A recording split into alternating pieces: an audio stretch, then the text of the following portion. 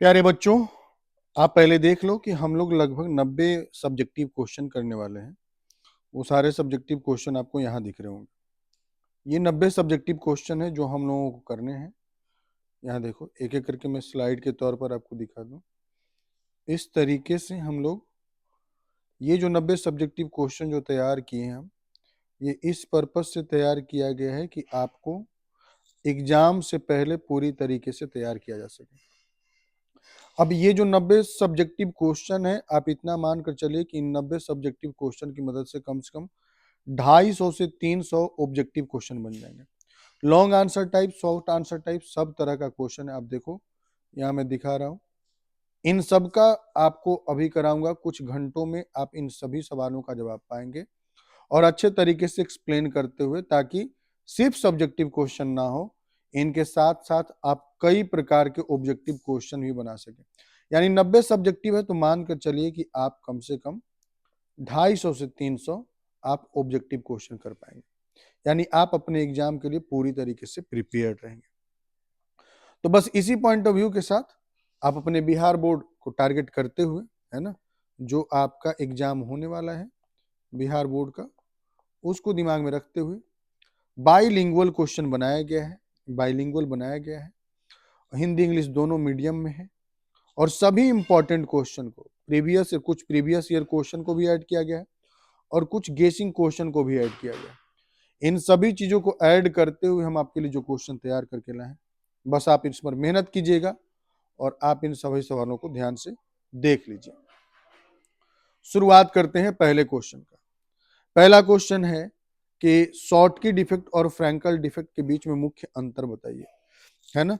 तो Schottky defect और Frenkel defect के बीच का मुख्य अंतर हम सभी जानते हैं कि देखिए क्या है कि शॉर्टकी दोष में समान संख्या में धन आयन और ऋण आयन अपने स्थान से गायब हो जाते हैं, जिससे क्रिस्टल का घनत्व घट जाता है। जबकि फ्रैंकल दोष में आयन, अब यहाँ आयन जो है ना, वो कौन सा आयन होगा, याद रखना, धन आयन। धन आयन अपना जालक स्थान छोड़कर अंतराकाशीय स्थान पर चले जाते हैं। इसके कारण घनत्व में कोई परिवर्तन नहीं होता है।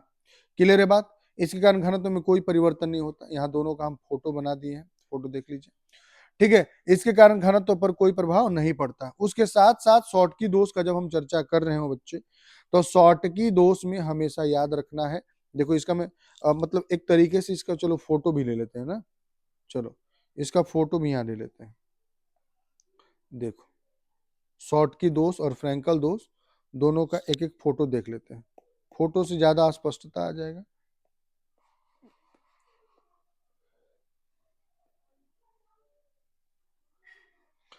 ये अपने पास शॉर्टकी दोष है और ये फ्रैंकल दोष, ये दोनों, ठीक है।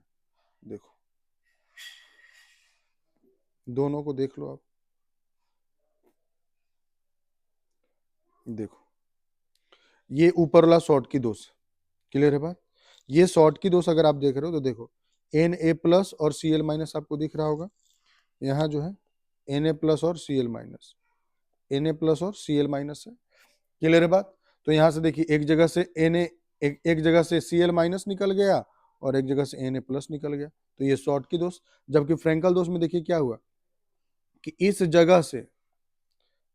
जगह से प्लस हटा और इस जगह आ गया, ठीक है। तो ये हो गया फ्रैंकल दोष, फ्रैंकल डिफेक्ट।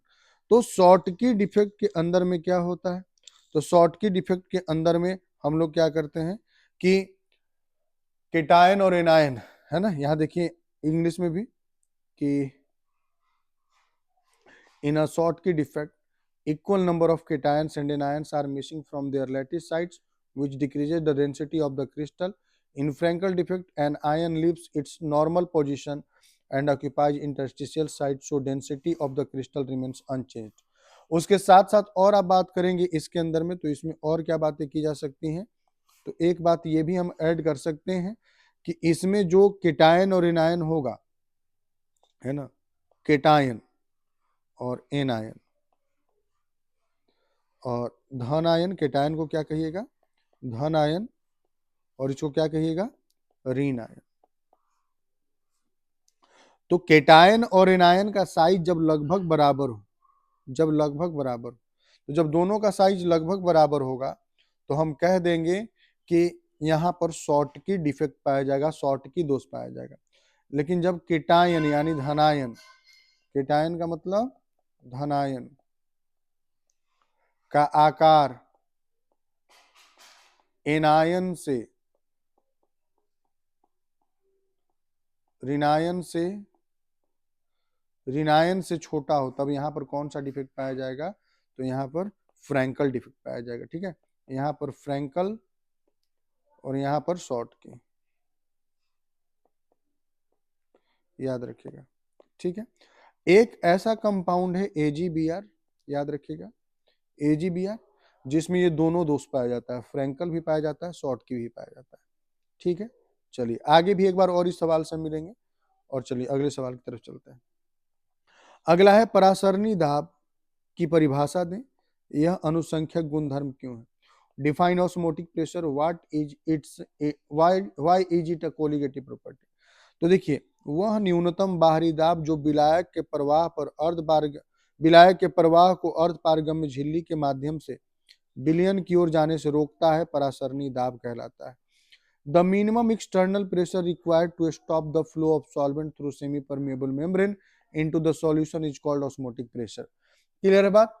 अब ये चूंकि एक देखो, यहाँ पर आप देखो, इस फोटो को देख रहे हो, इस फोटो में अगर आप देखोगे तो यहाँ पर देखिए, यहाँ पर ऑस्मोटिक प्रेशर जो आपको दिख रहा है परासरणी दाब, ये विलयन की तरफ लगाया गया, और यहाँ जो आपको दिख रहा है ये वाला, यही अर्ध पारगम्य झिल्ली है ना, सेमी परमिएबल मेम्ब्रेन।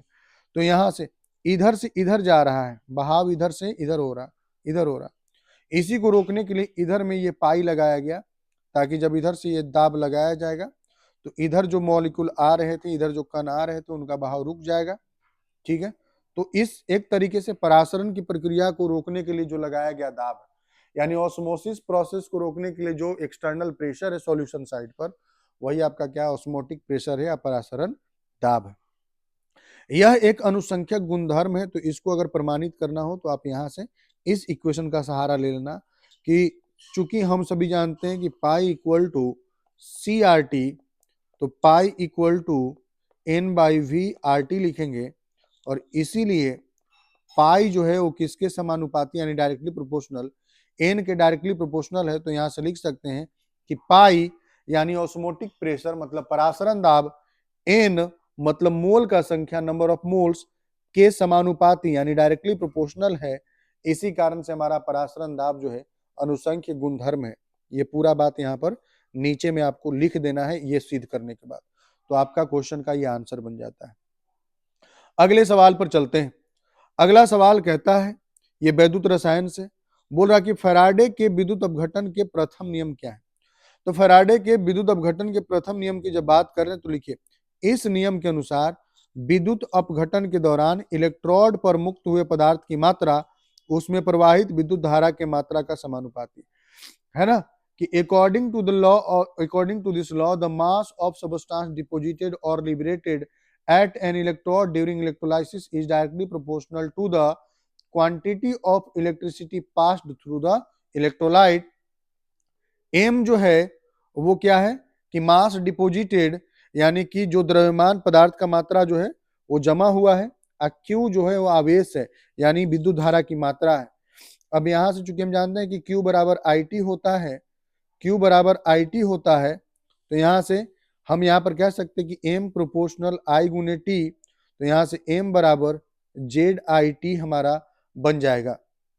एक समीकरण, यहाँ Z जो है इलेक्ट्रोकेमिकल इक्विवेलेंट, या इसी को हम लोग कहते हैं वैद्युत रासायनिक तुल्यांक भी कहते हैं, ये बन जाता है। इसके बाद चलिए अगले सवाल पर चलते हैं। अगला सवाल हमारा क्या कह रहा है? तो कह रहा है कि अभिक्रिया की कोटि और आणविकता में क्या अंतर है? ठीक है, what is the difference between order of reaction and molecularity. ये PYQ है यानी पूछा हुआ सवाल है। तो देखिए क्या क्या दिया हुआ। अभिक्रिया की कोटि एक प्रायोगिक मान है, क्लियर है बात, ध्यान रखिएगा, प्रायोगिक मान है जो शून्य और भिन्न हो सकती है, और ध्यान में रखिएगा कि 3 से अधिक भी हो सकता है, कोटि जो है वो 3 से अधिक भी हो सकता है। जबकि आणविकता का मान सैद्धांतिक है जो हमेशा एक पूर्ण संख्या होती है, कभी शून्य नहीं हो सकती और 3 से ज्यादा भी नहीं हो सकता है, 3 से ज्यादा नहीं हो सकता है। ठीक है, उसके साथ साथ और अंतर अगर आपको लिखना हो तो यहां लिख सकते हैं कि कोटि जो है, कोटि जो है ये प्राथमिक, प्राथमिक और जटिल दोनों प्रकार की अभिक्रियाओं पर लागू होता है। लेकिन जब आणविकता की बात करते हैं, आणविकता की बात करते हैं तो ये सिर्फ और सिर्फ कहां लागू होगा, तो ये सिर्फ और सिर्फ प्राथमिक पर लागू होगा, ये सिर्फ और सिर्फ प्राथमिक पर लागू होगा। क्लियर है बात? देखिए, the order of an reaction is an experimental value and may be zero or fractional. Molecularity is a theoretical concept and is always a whole number, it can never be zero या greater than 3। Clear है बात ना? ठीक है, इसका भी चलो हम आपको एक उत्तर दिखा देते हैं ना यहाँ पर, आप जरूरत पड़ेगा आपको तो आप क्या करना कि यहां से इसको लिख लेना। चलो इसका डिफरेंस हम यहाँ पर आपको दिखा देते हैं ना। देखिए ये है अंतर। अगर आपको इच्छा होगा तो आप हिंदी इंग्लिश में यहाँ पर आपको दे दिया गया है, आप इसको लिख सकते हैं। क्लियर है बात? चलिए ठीक है, अगले सवाल पर चलते हैं। अगला क्वेश्चन कहता है कि विशिष्ट चालकता और मोलर चालकता को परिभाषित कीजिए। ठीक है, स्पेसिफिक कंडक्टेंस, स्पेसिफिक कंडक्टिविटी और मोलर कंडक्टिविटी को डिफाइन करना है। तो क्या है कि 1 सेंटीमीटर की दूरी और 1 वर्ग सेंटीमीटर अनुप्रस्थ काट वाले इलेक्ट्रोडों के बीच रखे विलयन की चालकता विशिष्ट चालकता कहलाती है। क्लियर है बात ना? ठीक है, यहाँ पर देखिए 1 सेंटीमीटर स्क्वायर एरिया और 1 सेंटीमीटर लंबाई में जो भी चालकता का मान होगा उसी को हम लोग क्या कहेंगे कि विशिष्ट चालकता कहते हैं। जबकि किसी भी विलयन में चालकता को किससे सूचित करते हैं? के द्वारा। ठीक है ना, के द्वारा सूचित किया जाता है। और वहीं जब आप यहां पर मोलर चालकता का बात करेंगे तो मोलर चालकता में होगा कि 1 मोल विलेय युक्त विलयन चालकता को मोलर चालकता कहते हैं। कि कोई भी एक विलयन है, मान लीजिए कोई भी एक विलयन है, उसमें 1 मोल अगर हम विलेय का मिला दिए तो उसका जो भी चालकता का मान होगा उस पूरे विलयन का, उसी चालकता के मान को हम लोग क्या कह देंगे? मोलर चालकता। याद रखिएगा कि जब पानी का मात्रा हम विलयन में बढ़ाएंगे तो पानी का मात्रा विलयन में बढ़ाने पर मोलर चालकता का मान बढ़ेगा, मोलर चालकता का मान बढ़ेगा। और यहाँ पर जब विशिष्ट चालकता का जब मान पूछा जाएगा तो विशिष्ट चालकता का मान घटेगा, यानी के का मान घटेगा, कप्पा का मान घटता है। और मोलर चालकता जिसको हम लोग लेमडा से सूचित करते हैं, लेमडा द्वारा सूचित करते हैं, उसका मान जो है वो बढ़ता है। जब भी किसी विलयन को, किसी सॉल्यूशन को आप डाइल्यूट करेंगे, यानी उसमें पानी की मात्रा को बढ़ाएंगे, विलायक की मात्रा को बढ़ाएंगे, तो वहां पर क्या होगा कि स्पेसिफिक कंडक्टिविटी यानी कि के का वैल्यू घटेगा और लेमडा का वैल्यू बढ़ेगा, यानी मोलर कंडक्टिविटी का वैल्यू बढ़ेगा। Specific conductivity is the conductivity of a solution placed between two electrodes 1 centimeter apart with a cross-sectional area of 1 centimeter square. Molar conductivity is the conductivity of a solution containing 1 mole of electrolyte. Clear है बात? तो इस तरीके से आपका conductivity और molar conductivity का बात हो गया। अब चलिए अगले सवाल पर चलते हैं। अगला सवाल हमारा क्या कहता है? अगला सवाल है कि लोहे के निष्कर्षण की विधि को बताइए। क्लियर है बात? तो लोहे के निष्कर्षण का सिद्धांत, describe the principle of extraction of है ना आयरन। ठीक है, तो देखिए यहाँ पर दो स्टेप में हम लोग इसको समझेंगे। फिलहाल आइए यहाँ देखिए करते क्या है, इसको आगे भी एक बार और हम आपको बताएंगे। लोहे के मुख्य अयस्क हेमेटाइट Fe2O3 है। इसके निष्कर्षण में निस्तापन, भर्जन और फिर वात्या भट्टी में प्रगलन की प्रक्रिया अपनाई जाती है। ठीक है, the chief of ore of iron is hematite. Its extraction involves in concentration, roasting or calcination followed by smelting in a blast furnace. तो आपको ये मिला और, तो इसका पहले आप कॉन्सेंट्रेशन करेंगे, सांद्रण करेंगे, तो इसके अंदर जो भी धूल मिट्टी कण होगा वो धूल मिट्टी कण निकल जाएगा। दूसरे स्टेप में जब धूल मिट्टी कण निकल जाएगा आपको प्योर और मिल जाएगा, तो फिर उसका क्या करेंगे आप कि ऑक्साइड के रूप में तो है ही, तो यहाँ पर उतना जाना है नहीं, ऑक्साइड के रूप में जब है ऑलरेडी तो यहाँ हमको टेंशन है नहीं, तो फिर हम क्या करेंगे रिडक्शन कराएंगे, अपचयन कराएंगे।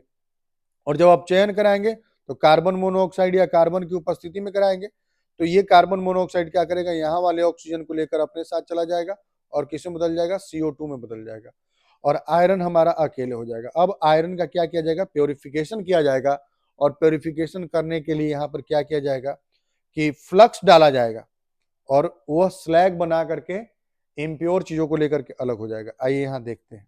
देखिए, ऊपर से हम लोग अयस्क डालें, ठीक है। अब इधर से गैस निकलने के लिए जगह छोड़ा गया है। क्लियर, वात्या भट्टी का ये चित्र है। यहां पर पहुंचा, ठीक है, ये रिडक्शन जोन है, यहां पर अपचयन होगा, यहां पर कार्बन मोनोऑक्साइड है, यहां पर कौन है, कार्बन मोनोऑक्साइड। अब कार्बन मोनोऑक्साइड इस क्षेत्र में अपचयन कराएगा। अब यहां से अपचयित होकर के आयरन यहां पहुंचा, लोहा आपका पहुंचा, आयरन, और यहां पर ये जल रहा है पूरी तरह, ठीक है। अब क्या कर रहे हैं कि यहां पर ये फ्लक्स के साथ मिलेगा, यहां पर किसके साथ मिलेगा, ये फ्लक्स के साथ। अब फ्लक्स के साथ मिल जाएगा तो फ्लक्स क्या करेगा कि आपके आयरन धातु के अंदर में जो भी इंप्योरिटी होगा, अशुद्धि होगा, उसको ले लेगा और उसको लेकर के अपने साथ जोड़ करके स्लैग बना देगा, धातुमल बना देगा, और स्लैग यहां से ऐसे निकल जाएगा, और जो आपका प्योर आयरन धातु होगा वो यहां से भी नीचे आएगा, है ना, यहां से नीचे आएगा, ऐसे यहाँ आएगा, और यहाँ से फिर यह बह करके पिघलते हुए क्या होगा, यहाँ निकल जाएगा। तो इस तरीके से आयरन को हम लोग बाहर निकालते हैं। क्लियर है, ये पूरी प्रक्रिया है आयरन को। सबसे पहले उसको वात्या भट्टी में डाला गया ऐसे, और डालने के बाद यहाँ पर उसका क्या हुआ, अवकरण हो गया, अवकरण होने के बाद वो यहाँ गया, और यहाँ पर उसको फ्लक्स मिला, ये फ्लक्स मिला। फ्लक्स क्या किया कि धातु के अंदर में जो भी अशुद्धियां थी उसको ले करके स्लैग के रूप में परिवर्तित हो गया, और स्लैग के रूप में यहाँ से बाहर निकल गया। अब जो अपने पास धातु बचा वो धातु यहाँ से नीचे आया और यहाँ से पिघलते हुए बाहर निकल गया। यही आपके आयरन के निष्कर्षण की पूरी विधि। क्लियर है बात? चलिए अगले वाले पर चलिए। अगला क्वेश्चन कहता है कि हैबर द्वारा अमोनिया के औद्योगिक निर्माण का वर्णन करें और आवश्यक शर्त भी बताएं। तो बहुत सीधी सी बात है कि 1 मोल नाइट्रोजन की अभिक्रिया 3 मोल हाइड्रोजन गैस के साथ कराने पर 2 मोल अमोनिया प्राप्त होता है। शर्त इस दौरान यही है कि 200 एटमॉस्फेयर प्रेशर रखना है, 700 केल्विन टेम्परेचर रखना है, और कैटलिस्ट के तौर पर, उत्प्रेरक के तौर पर आयरन रखिएगा, और मोलिब्डेनम जो है प्रमोटर, जिसको वर्धक भी कहा जाता है, मोलिब्डेनम का यूज किया जाएगा। देखिए याद रखिएगा कि यहां से आपका ऑब्जेक्टिव क्वेश्चन भी बन सकता है। हम जितने भी पढ़ा रहे हैं सबसे ऑब्जेक्टिव क्वेश्चन बनेंगे। जैसे हैबर विधि में पूछ सकता है कि बताइए हैबर विधि में किस उत्प्रेरक का इस्तेमाल किया जाता है, किस कैटलिस्ट का इस्तेमाल किया जाता है, तो आयरन का इस्तेमाल करते हैं। किस वर्धक का इस्तेमाल करते हैं भाई, तो मोलिब्डेनम का इस्तेमाल करते हैं। तो ऐसे करके सवाल पूछा जाता है, यहां से ऑब्जेक्टिव क्वेश्चन भी बनते हैं। ठीक है, अब आइए अगले वाले पर।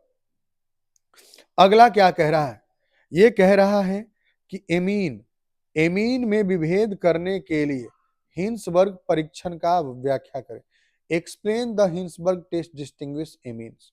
तो बहुत सीधी सी बात है कि देखिए प्राथमिक एमीन हिंसबर्ग अभिकर्मक यानी कि बेंजीन सल्फोनिल क्लोराइड, ठीक है, ये बेंजीन सल्फोनिल क्लोराइड यहां आपको दिख रहा है कि के साथ क्षार में घुलनशील उत्पाद बनाता है। देखिए ये अभिक्रिया किया इसके साथ, ये आपस में अभिक्रिया किए और सॉल्युबल सॉल्ट बनाए, घुलनशील पदार्थ बनाए, है ना, घुलनशील क्षार बना रहे हैं। ओके, इसके बाद फिर आया कि द्वितीयक एमीन क्षार में अघुलनशील उत्पाद बनाता है।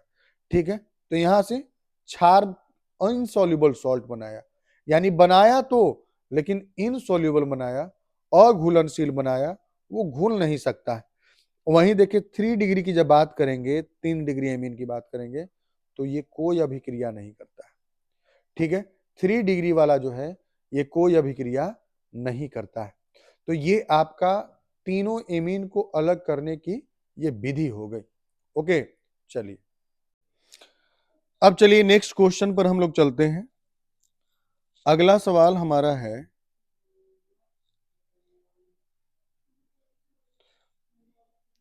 देखिए अगला सवाल कह रहा है कि कार्बोहाइड्रेट क्या है, कार्बोहाइड्रेट क्या है, कार्बोहाइड्रेट क्या है, इनका वर्गीकरण कैसे किया जाता है। What are carbohydrates, how are they classified.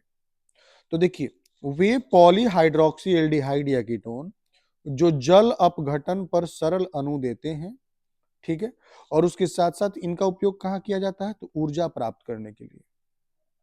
Carbohydrate से क्या मिलता है, एनर्जी मिलता है, क्लियर है बात, ऊर्जा मिलता है। कार्बोहाइड्रेट्स आर पॉलीहाइड्रोक्सी एल्डिहाइड्स और ketones which on hydrolysis give simpler molecule. Classification किया जाता है मोनोसेकेराइड, ओलिगोसेकेराइड, पॉलीसेकेराइड। मोनोसेकेराइड वे होते हैं, समझिएगा यहां पर ना, मोनोसेकेराइड में ग्लूकोज आपका एग्जांपल दिख रहा होगा, फ्रुक्टोज भी इसका उदाहरण है। तो मोनोसेकेराइड वे होते हैं जिनको आप वाटर में डालेंगे, पानी में डालेंगे और तोड़ेंगे तो ये छोटे कार्बोहाइड्रेट में नहीं टूटेंगे। यानी अगर सबसे छोटा कार्बोहाइड्रेट आपसे पूछा जाएगा तो ये है सबसे छोटा कार्बोहाइड्रेट, क्लियर है बात। अच्छा, कार्बोहाइड्रेट का कई बार सूत्र भी पूछ देता है, फॉर्मूला, तो कार्बोहाइड्रेट का फॉर्मूला हो जाएगा CX और H2O का होल वाई। तो ये फॉर्मूला होता है, याद रखिएगा, ठीक है। चलिए यहां आते फिर से, मोनोसेकेराइड जो है वो क्या है, तो मोनोसेकेराइड वो होते हैं जिनको आप पानी में डालेंगे और उसके बाद वो छोटे मोनोसेकेराइड का फॉर्मेशन नहीं कर पाएंगे, निर्माण नहीं कर पाएंगे, तो वो मोनोसेकेराइड। ओलिगोसेकेराइड वो होते हैं जिनको पानी में डालने के बाद कम से कम 2 से लेकर 10 तक छोटे सेकेराइड्स का निर्माण करते हैं, मोनोसेकेराइड का निर्माण करते हैं, ठीक है। पानी में डालने के बाद 2 से लेकर 10 तक। जैसे सुक्रोज को आप तोड़ोगे तो ग्लूकोज और फ्रुक्टोज में टूटेगा, तो 2 हिस्सों में टूट रहा है, तो हम कहेंगे कि ये आपका क्या होगा, ओलिगोसेकेराइड। और फिर है पॉलीसेकेराइड। पॉलीसेकेराइड में आता है स्टार्च और सेल्यूलोज। स्टार्च हम किसको कहते हैं भाई, स्टार्च और सेल्यूलोज में क्या हो जाएगा, तो इसको जब आप तोड़िएगा तो अनंत संख्या में, बहुत से, है ना, यहां पर बहुत अधिक जो है संख्या में छोटे छोटे कार्बोहाइड्रेट का निर्माण होगा, छोटे छोटे सेकेराइड का निर्माण होगा, तो इसको हम लोग क्या नाम दे देंगे, पॉलीसेकेराइड नाम देंगे। मामला क्लियर है। फिर से एक बार, कार्बोहाइड्रेट में मोनोसेकेराइड जिनको तोड़ने पर छोटे सेकेराइड नहीं बनते हैं, ओलिगोसेकेराइड जिनको तोड़ने पर 2 से लेकर 10 तक सेकेराइड बनते हैं, और पॉलीसेकेराइड जिनको तोड़ने पर बहुत से छोटे छोटे सेकेराइड का निर्माण होता है, कार्बोहाइड्रेट का निर्माण होता है। स्टार्च और सेलुलोज इसका एग्जाम्पल हो गया। अगले सवाल पर आइए। अगला सवाल कहता है कि क्वथनांक के उन्नयन और राउल्ट के नियम की व्याख्या करें। तो पहले तो इसमें क्वथनांक के उन्नयन की बात करते हैं, इसमें राउल्ट का नियम जो है थोड़ा सा उल्टा पुल्टा दिया हुआ है, तो उस पर हम लोग काम नहीं करेंगे, इसको हम अलग तरीके से आपको हम लिखवाएंगे। चलिए देखिएगा ना, क्वथनांक का उन्नयन क्या है, तो क्वथनांक के उन्नयन को समझिए कि आप मान लीजिए एक ऐसे पानी लिए, ठीक है, अब इसमें आप सिर्फ पानी रखें, तो पानी का जो क्वथनांक है वो कितना डिग्री, बॉइलिंग पॉइंट है 100 डिग्री सेल्सियस। अब इस पानी के अंदर में, अब जो यहां पर आपके पास पानी था, इस पानी के अंदर में नमक आप मिला दो, ठीक है, इस पानी में आप नमक मिला दो। तो जब नमक मिला दोगे तो अब यहां जो सॉल्यूशन बन गया, विलयन बन गया, इसका क्वथनांक जो है वो 100 डिग्री सेल्सियस से अधिक होगा, 100 डिग्री सेल्सियस से अधिक,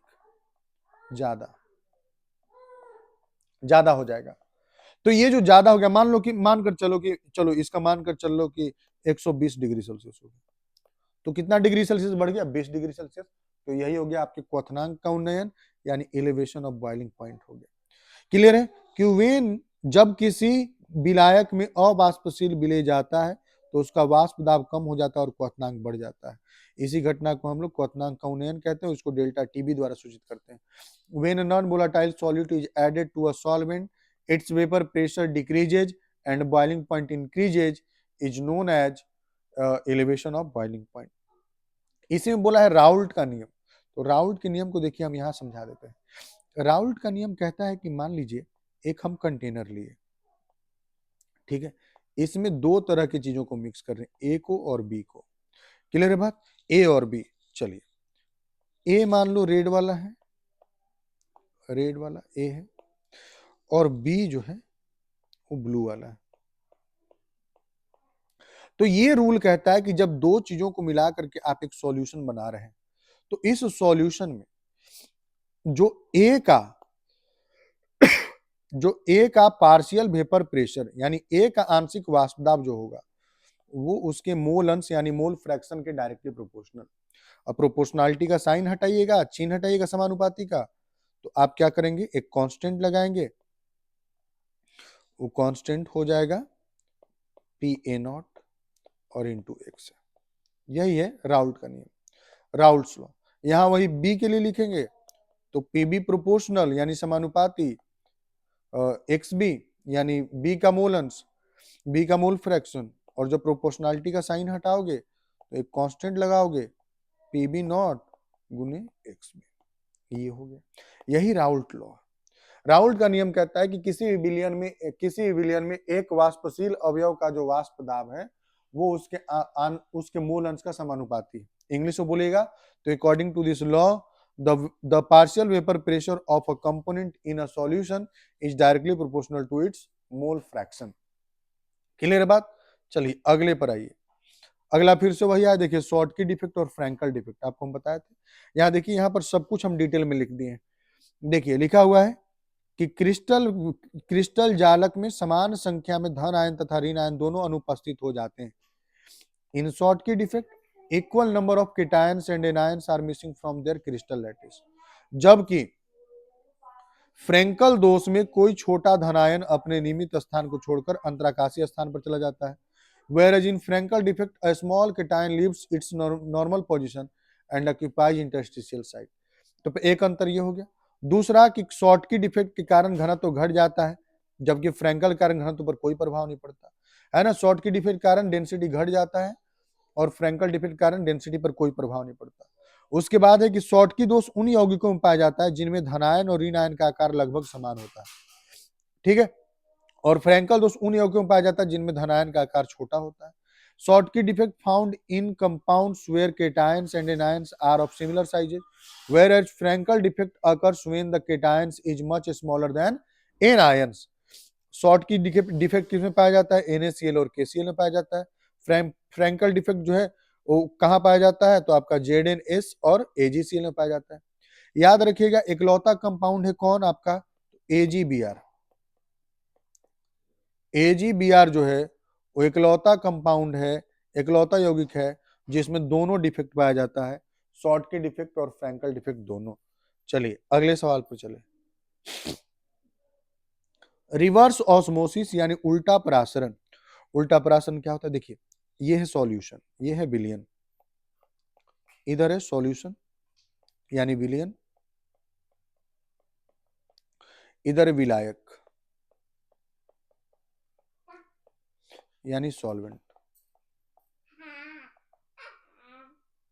सॉल्वेंट तो जब हम क्या करेंगे ना कि ये बीच में देख रहे हो आप सेमी परमिएबल मेम्ब्रेन लगा है, अर्ध पारगम्य झिल्ली, तो क्या होता है ना कि इधर से सॉल्वेंट पार्टिकल का विलायक के कणों का प्रवाह विलयन से विलायक की ओर, सॉल्यूशन से सॉल्वेंट की ओर सेमी परमिएबल मेम्ब्रेन से होता है, तो हम लोग इसको कहते हैं कि यह उल्टा परासरण है। इसी विधि का उपयोग जल के शुद्धिकरण में किया जाता है, इसी का उपयोग जल के शुद्धिकरण में किया जाता है। जब किसी अर्ध पारगम्य झिल्ली के पार बाह्य दाब लगाकर विलायक को सघन विलयन से विरल विलयन की ओर प्रवाहित कराया जाता है, तो इसे उल्टा परासरण कहते हैं। क्लियर है बात, इसे उल्टा परासरण कहते हैं। आप ऐसे भी कह सकते हो कि विलयन से शुद्ध विलायक की ओर जब विलायक के कण गति करते हैं। इंग्लिश में बोलेंगे कि when external pressure is applied on the concentrated solution to force the solvent to flow through semi permeable membrane towards the dilute solution, the process is called reverse osmosis. इसका यूज कहाँ करते हैं, तो fresh water from sea water, है ना, समुद्री जल से मीठा पानी प्राप्त करने में इसका उपयोग किया जाता है। अगले सवाल पर चलते हैं। वही फिर से आया कि मोलर कंडक्टिविटी और स्पेसिफिक कंडक्टिविटी, विशिष्ट चालकता और मोलर चालकता। यहां देख लीजिए विशिष्ट चालकता का फॉर्मूला भी लिखा, मोलर सब यहां पर लिखा हुआ है, ठीक है, ओके। चलिए यहां देख लीजिए विशिष्ट चालकता जिसको आप कप्पा कहते हैं, के से सूचित किया जाता है। इसका इकाई भी दिया हुआ है, मात्रक भी दिया हुआ है, पर ओम पर सेंटीमीटर या साइमन पर सेंटीमीटर या साइमन पर सेंटीमीटर। वहीं जब आप देखते हैं मोलर कंडक्टिविटी का बात करते हैं तो साइमन सेंटीमीटर स्क्वायर पर मोल, है ना, साइमन सेंटीमीटर स्क्वायर पर मोल, साइमन सेंटीमीटर स्क्वायर पर मोल हो जाता है। ठीक है, चलिए अगले सवाल पर चलें। अगले सवाल पर, अगला सवाल हमारा कहता है, वही फिर से आ गया कि ऑर्डर ऑफ रिएक्शन और मॉलिक्यूलरिटी में अंतर, अभिक्रिया के कोटि और आणविकता में अंतर।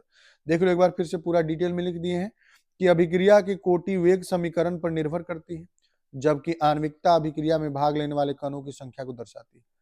कोटि शून्य पूर्णांक और भिन्नात्मक हो सकती है, जबकि आणविकता सदैव पूर्णांक होती है। कोटि का निर्धारण प्रयोगात्मक रूप से किया जाता है, जबकि आणविकता का सैद्धांतिक धारणा है। कोटि शून्य हो सकती है लेकिन आणविकता शून्य नहीं हो सकती। ठीक है, order of reaction depends on the rate equation whereas molecularity represents the number of particles taking part in the reaction. Order may be zero, whole number और fractional whereas molecularity is always a whole number. Order is determined experimentally whereas molecularity is theoretically concept. ठीक है, order can be zero, molecularity can never be zero. Clear हो गया बात? चलिए अगले पर आते हैं, अधिशोषण और अवशोषण में अंतर। तो अधिशोषण का मतलब होता है आपके हाथ पर गंदगी का जमा होना, ये हो गया अधिशोषण यानी एडजॉर्प्शन। और जब आप अवशोषण की बात करते हैं तो नमक को पानी में मिला देना, ये आपका अवशोषण होता है। क्लियर है? देखिए यहाँ पर अधिशोषण एक सतही परिघटना है, सरफेस फिनोमिना है, जबकि अवशोषण पूरे अंदर तक बल्क फिनोमिना है ना, अंदर में ये घटित होता है। अधिशोषण में कण केवल सतह पर एकत्रित होते हैं, अवशोषण में कण पूरे पदार्थ में फैल जाता है, ये सिर्फ सरफेस पर जमा होता है और ये चारों तरफ बराबर तरीके से बढ़ जाता है। अवशोषण यानी एब्जॉर्प्शन के अंदर में। अधिशोषण सामान्यतः ऊष्माक्षेपी प्रक्रिया है, अवशोषण ऊष्माशोषी, एक्सोथर्मिक और इंडोथर्मिक। एग्जाम्पल है अधिशोषण, गैस का चारकोल पर जमना, गैसेस ऑन चारकोल एडजॉर्प्शन का एग्जाम्पल, अधिशोषण का एग्जाम्पल। गैस का जल में घुलना अवशोषण का एग्जाम्पल।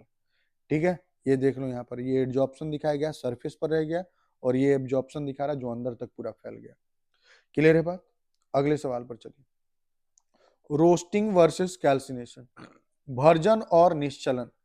ठीक है, तो वर्जन, इसको निस्तापन भी कहते हैं हम। वर्जन में क्या होता है कि अयस्क को अधिक मात्रा में वायु ऑक्सीजन में गस करने पर की प्रक्रिया, गर्म करने की प्रक्रिया। ठीक है, वहीं पर इसका उपयोग सल्फाइड अयस्कों के लिए किया जाता है। जब दहन यानी कैल्सिनेशन की बात कर रहे हैं तो अयस्क को वायु की अनुपस्थिति में या आपूर्ति में गर्म करने की प्रक्रिया, इसका उपयोग कार्बोनेट और जल योजित अयस्कों के लिए किया जाता है। देखिए यहाँ रोस्टिंग का एग्जाम्पल भी दिया हुआ है ना। वर्जन का एग्जाम्पल जेडेनएस सल्फाइड अयस्क है, ऑक्सीजन के साथ जलाया गया तो जेडेनओ मिला। ठीक है, SO2 निकल गया। वहीं कैल्सिनेशन में देख रहे हो तो कैल्शियम कार्बोनेट को गर्म किया जाएगा, गर्म किया जाएगा तो कैल्शियम ऑक्साइड मिल जाएगा, यानी धातु के ऑक्साइड मिल जा रहे, मेटल के ऑक्साइड मिल जा रहे, तो ये आपका कैल्सिनेशन हो गया। अगले पर आते हैं, अगला सवाल कहता है कि PCl5 exist but NCl5 does not. ठीक है, तो आइए इस स्टेटमेंट को सुनिएगा ध्यान से और समझ लीजिएगा कि फास्फोरस के बाह्य कोश यानी वैलेंस सेल में है ना, रिक्त डी कक्षक, ठीक है, रिक्त डी कक्षक होते हैं, और जबकि यहां पर आपका नाइट्रोजन में ये डी कक्षक नहीं होता। तो इसी कारण लिख रहा है कि फास्फोरस के बाह्य कोश में रिक्त डी कक्षक होते हैं, इसलिए वह अपना अष्टक बढ़ा सकता है, और नाइट्रोजन में डी कक्षक नहीं होते हैं, अतः वह अष्टक का विस्तार नहीं कर पाता है ना। जैसे देखिए नाइट्रोजन में कौन है, 2s है और 2p है। ठीक है, नाइट्रोजन में 2s और 2p है, यहाँ नहीं होगा इलेक्ट्रॉन। ठीक है, 2s और 2p है, तो नाइट्रोजन में 2s 2p है तो 2d है नहीं, तो चाह कर भी ये अपने इलेक्ट्रॉनों को एक्सपेंड नहीं कर सकता है, नहीं बढ़ा सकता है। समझ के बात को। लेकिन वहीं जब यहां हम देख रहे हैं फास्फोरस में, तो फास्फोरस में क्या करेगा, तो फास्फोरस अपने इलेक्ट्रॉनों को, एस वाले इलेक्ट्रॉन को जम करा के कहां भेज देगा, 3D में। तो एक यहां पर भी अयुग्मित इलेक्ट्रॉन बन जाएगा, अनपेयर्ड इलेक्ट्रॉन, तो 1 2 3 4 5 5 बॉन्ड बन पाएगा। इसको थोड़ा और तरीके से अगर हम यहाँ पर समझा दें आपको, तो देखिए नाइट्रोजन का जब आप कॉन्फ़िगरेशन देखिएगा तो 1s2, 2s2 और 2p3 लिखेगा। 2s में 2 इलेक्ट्रॉन और 2p में 3 इलेक्ट्रॉन। तो यहां 2d तो आएगा नहीं, तो चाह कर भी यहां पर एक्सपेंड नहीं किया जा सकता। तो एक जगह यहां इलेक्ट्रॉन आएगा, एक यहां और एक यहां, यानी नाइट्रोजन मैक्सिमम कितने बॉन्ड कर पाएगा? 3 बॉन्ड कर पाएगा। क्लियर है? एक और बॉन्ड कर सकता है जो कि यहाँ 2s वाले से, तो ये जो बॉन्ड होगा इसमें दोनों इलेक्ट्रॉन जो है वो किसका रहेगा? नाइट्रोजन का। तो इसी कारण से हम कहते हैं कि नाइट्रोजन की अधिकतम सहसंयोजकता कितनी होती है? 4, जिसमें 3 यह सहसंयोजक बनाता है और एक जो है उप सहसंयोजक बनाता है। ये जो चौथा बॉन्ड बनता है ये उप सहसंयोजक बनता है। क्लियर है बात? तो अधिकतम सहसंयोजकता कितना है? 4। पूछेगा कारण, तो वही बोलना है कि इसके बाह्यतम कक्षा में डी कक्षक की अनुपस्थिति है, इसके वैलेंस शेल में डी कक्षक नहीं है। लेकिन वही जब हम फास्फोरस की बात कर रहे हो तो फास्फोरस में 1s2, 2s2, 2p6, 3s2 और 3p क्या हो जाएगा? 3। 3s में कितने इलेक्ट्रॉन? 2। 3p में कितने इलेक्ट्रॉन? 3। 1 2 3। इसके पास 3d भी तो है खाली अवस्था में, तीसरा कक्षा है तो तीसरा में 3d भी तो होता है, तो ये s वाला इलेक्ट्रॉन यहां से उठाएगा और यहां से उठाकर यहां रख देगा। तो अब देखिए कितने जगह, एक यहां बचा, समझना, एक यहां बच रहा है, यहां, फिर यहां, फिर यहां, फिर यहां और यहां, तो ये 5 जगह इलेक्ट्रॉन आ गए। तो फास्फोरस कितने बॉन्ड कर पाएगा? 5 बॉन्ड कर पाएगा, 5 बॉन्ड। तो कारण यही दिया जाता है, जब पूछा जाता है तो बोलना है कि फास्फोरस के बाह्यतम कक्षा में डी कक्षक उपस्थित होता है, जिसके कारण वह अपने अष्टक को बढ़ा पाता है। ठीक है, जबकि नाइट्रोजन के बाह्यतम कक्षा में डी कक्षक के अनुपस्थित होने के कारण अष्टक नहीं बढ़ा पाता, तो NCl5 नहीं बन पाता, जबकि PCl5 बनता है। उसके साथ साथ नाइट्रोजन की अधिकतम सहसंयोजकता यानी कोवैलेंसी 4 हो सकता है, उसका भी कारण यही आपको देना है। अगले सवाल पर आइए, लिगेंड या बाइडेंटेट लिगेंड। लिगेंड क्या है? द्विदंती लिगेंड क्या है? तो देखिए, लिगेंड वह आयन या अणु जो केंद्रीय धातु आयन को एक या अधिक इलेक्ट्रॉन युग्म दान करता है। ठीक है, एक जोड़ा इलेक्ट्रॉन दान करने की क्षमता रखता है। अ पेयर ऑफ इलेक्ट्रॉन दान करने की क्षमता रखता है, उसको हम लोग लिगेंड कहते हैं। ठीक है, जितने भी इलेक्ट्रॉन रिच होंगे, इलेक्ट्रॉन धनी होंगे, वो सब भी लिगेंड की श्रेणी में आएंगे। जैसे यहाँ देखिए नाइट्रोजन के पास 2 इलेक्ट्रॉन है, यहाँ भी दे रहा 2 इलेक्ट्रॉन है ना, ये दे रहा, तो ये आपका हो जाएगा। द्विदंतुर लिगेंड की बात करते हैं, तो द्विदंतुर लिगेंड की बात करें या बाइडेंटेट की बात करें, तो जिनमें 2 दाता परमाणु, कितने इलेक्ट्रॉन दान करने वाले हो? 2। यहाँ देखिए, यहाँ पर ये 2 नाइट्रोजन इलेक्ट्रॉन दान करने वाले हैं, तो 2 दाता परमाणु है, इसी कारण से द्विदंतुर है। तो ऑक्सिलेटो आयन भी होता है, C2O4 भी, ये भी द्विदंतुर लिगेंड है। अगले सवाल पर चलिए, कार्बिल-एमीन अभिक्रिया क्या है? कार्बिल-एमीन रिएक्शन, तो जब प्राथमिक एमीन को क्लोरोफॉर्म और एल्कोहलिक केवच के साथ गर्म किया जाता है तो दुर्गंध युक्त आइसोसाइनाइड बनता है, इसे कार्बिल-एमीन अभिक्रिया कहते हैं। When a primary amine is heated with chloroform and alcoholic KOH, a foul-smelling isocyanate is formed. This reaction is called as carbyl-amine reaction. ये प्राइमरी एमीन हो गया, प्राथमिक एमीन, क्लोरोफॉर्म हो गया, ये KOH हो गया, इसको गर्म करेंगे तो ये आपका क्या बन गया? आइसोसाइनाइड बन गया, दुर्गंध रहता है, बहुत ज्यादा दुर्गंधित रहता है।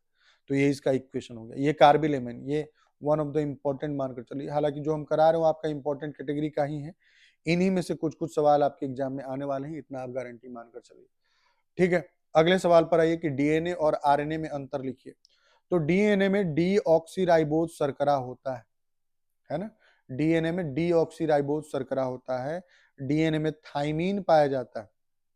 कौन कौन पाया जाता है? देखिए डीएनए में कौन कौन पाया जाता है, तो याद रखिएगा कि AGCT,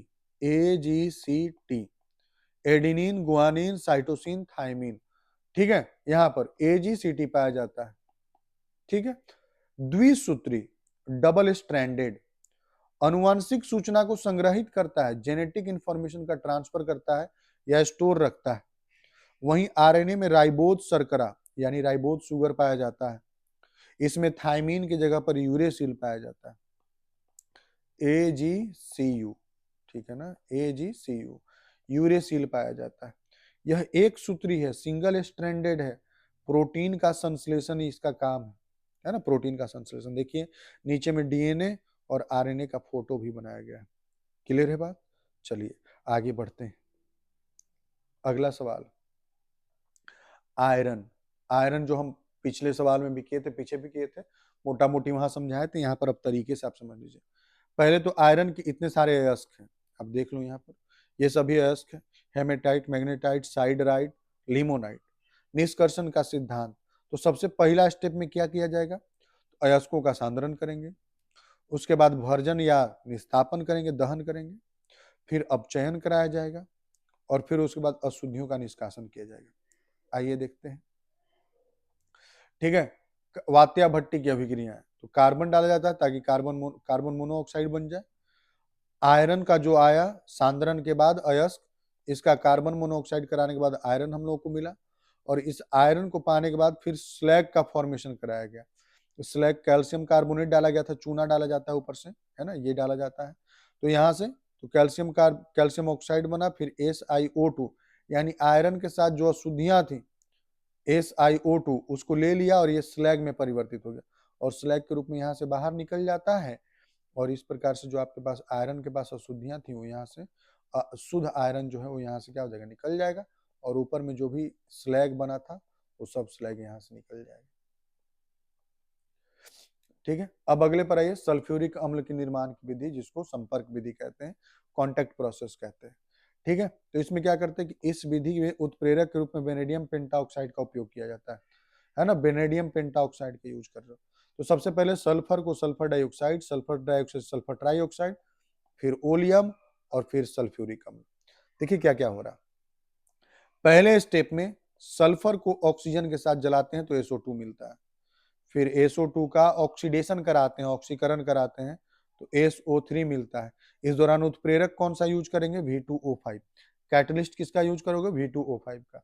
फिर ओलियम का निर्माण, SO3 का अभिक्रिया H2SO4 के साथ कराओगे तो ओलियम बन जाएगा, है ना। और ये ओलियम को फिर जब हम जलीय अपघटन कराएंगे, हाइड्रोलाइसिस करा देंगे, तो हमको 2 मोल सल्फ्यूरिक एसिड मिलेगा। यही आपका कांटेक्ट प्रोसेस है, यही आपका संपर्क विधि।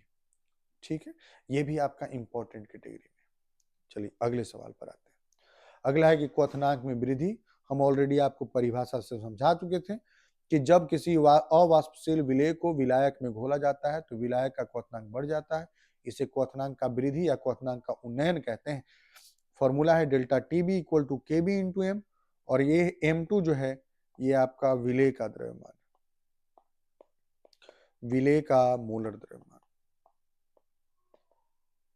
विलेय का मोलर द्रव्यमान। ठीक है, यानी कि molar mass of solute. Clear है बात? यहां देखिए ये फॉर्मूला आ जा रहा है। केबी को इबिलियोस्कोपिक कांस्टेंट भी कहते हैं, या केबी को हम लोग क्या कहते हैं, मोलर उन्नयन स्थिरांक भी कहते हैं। क्लियर है? चलिए अगले सवाल पर चलते हैं। कार्बनिक नाम अभिक्रिया, एल्डोल संघनन। एल्डोल संघनन में क्या होता है भाई, तो एल्डोल संघनन में होता है कि अल्फा हाइड्रोजन युक्त एल्डिहाइड या कीटोन क्षार की उपस्थिति में अभिक्रिया करते हैं ना, ये बनाते हैं। एल्डिहाइड्स और ketones having alpha hydrogen undergo condensation in presence of base to form aldol.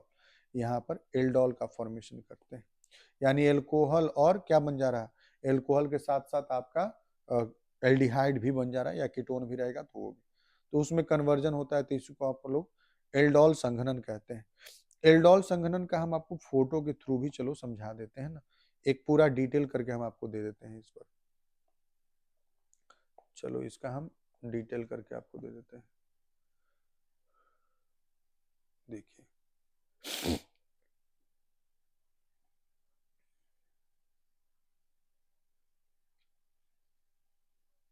ये दोनों, ठीक है, ये इंग्लिश मीडियम वालों के लिए हो गया, आप देख लोगे।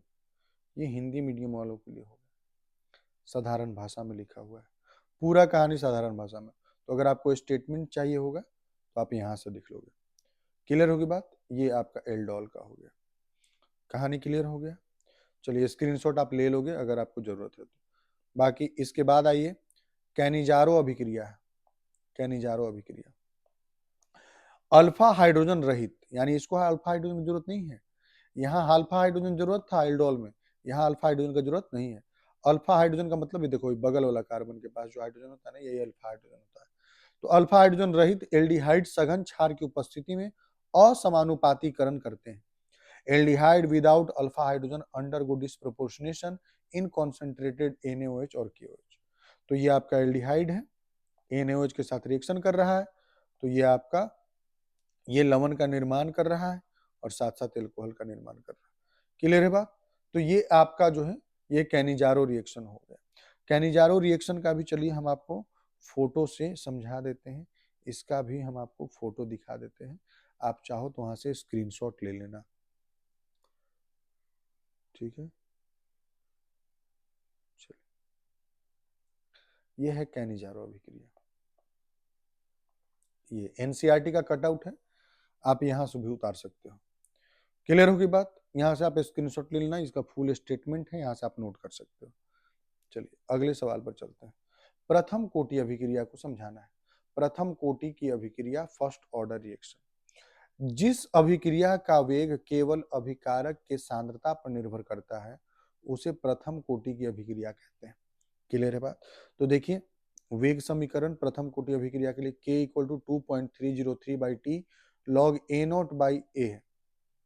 कई बार A0/A न लिख करके आपका क्या लिख देगा, R0/R लिख देता है। इसके अर्धायु का मान जो है वो 0.693/K हो जाता है। यह और इसका अर्धायु याद रखिएगा कि इसका अर्धायु यानी half life of first order reaction प्रारंभिक सांद्रता से स्वतंत्र होता है। It is independent of initial concentration. ये प्रथम कोटि। अच्छा, इसमें ये कई बार प्रमाणित करने के लिए पूछा गया, तो उसको एक बार आप देख लेंगे, इसको आप एक बार देख लेंगे। प्रथम कोटि अभिक्रिया के K का मात्रक पूछता है, K का मात्रक यानी वेग स्थिरांक, रेट कांस्टेंट का मात्रक पूछा जाता है। तो फर्स्ट ऑर्डर के लिए पर सेकंड होता है, और जब जीरो ऑर्डर का बात होता है, जब जीरो ऑर्डर का बात होता है तो मोल पर लीटर पर सेकंड हो जाता है। ठीक है ना? जीरो ऑर्डर के लिए मोल पर लीटर पर सेकंड और फर्स्ट ऑर्डर के लिए पर सेकंड। ये भी याद रखिएगा, ऑब्जेक्टिव में कई बार पूछा जाता है। अगले सवाल पर आइए, आदर्श अनादर्श विलयन, ideal and non ideal solution. आदर्श विलयन राउल्ट के नियम का पालन करता है ना, राउल्ट्स लॉ को फॉलो करता है, ओबे करता है।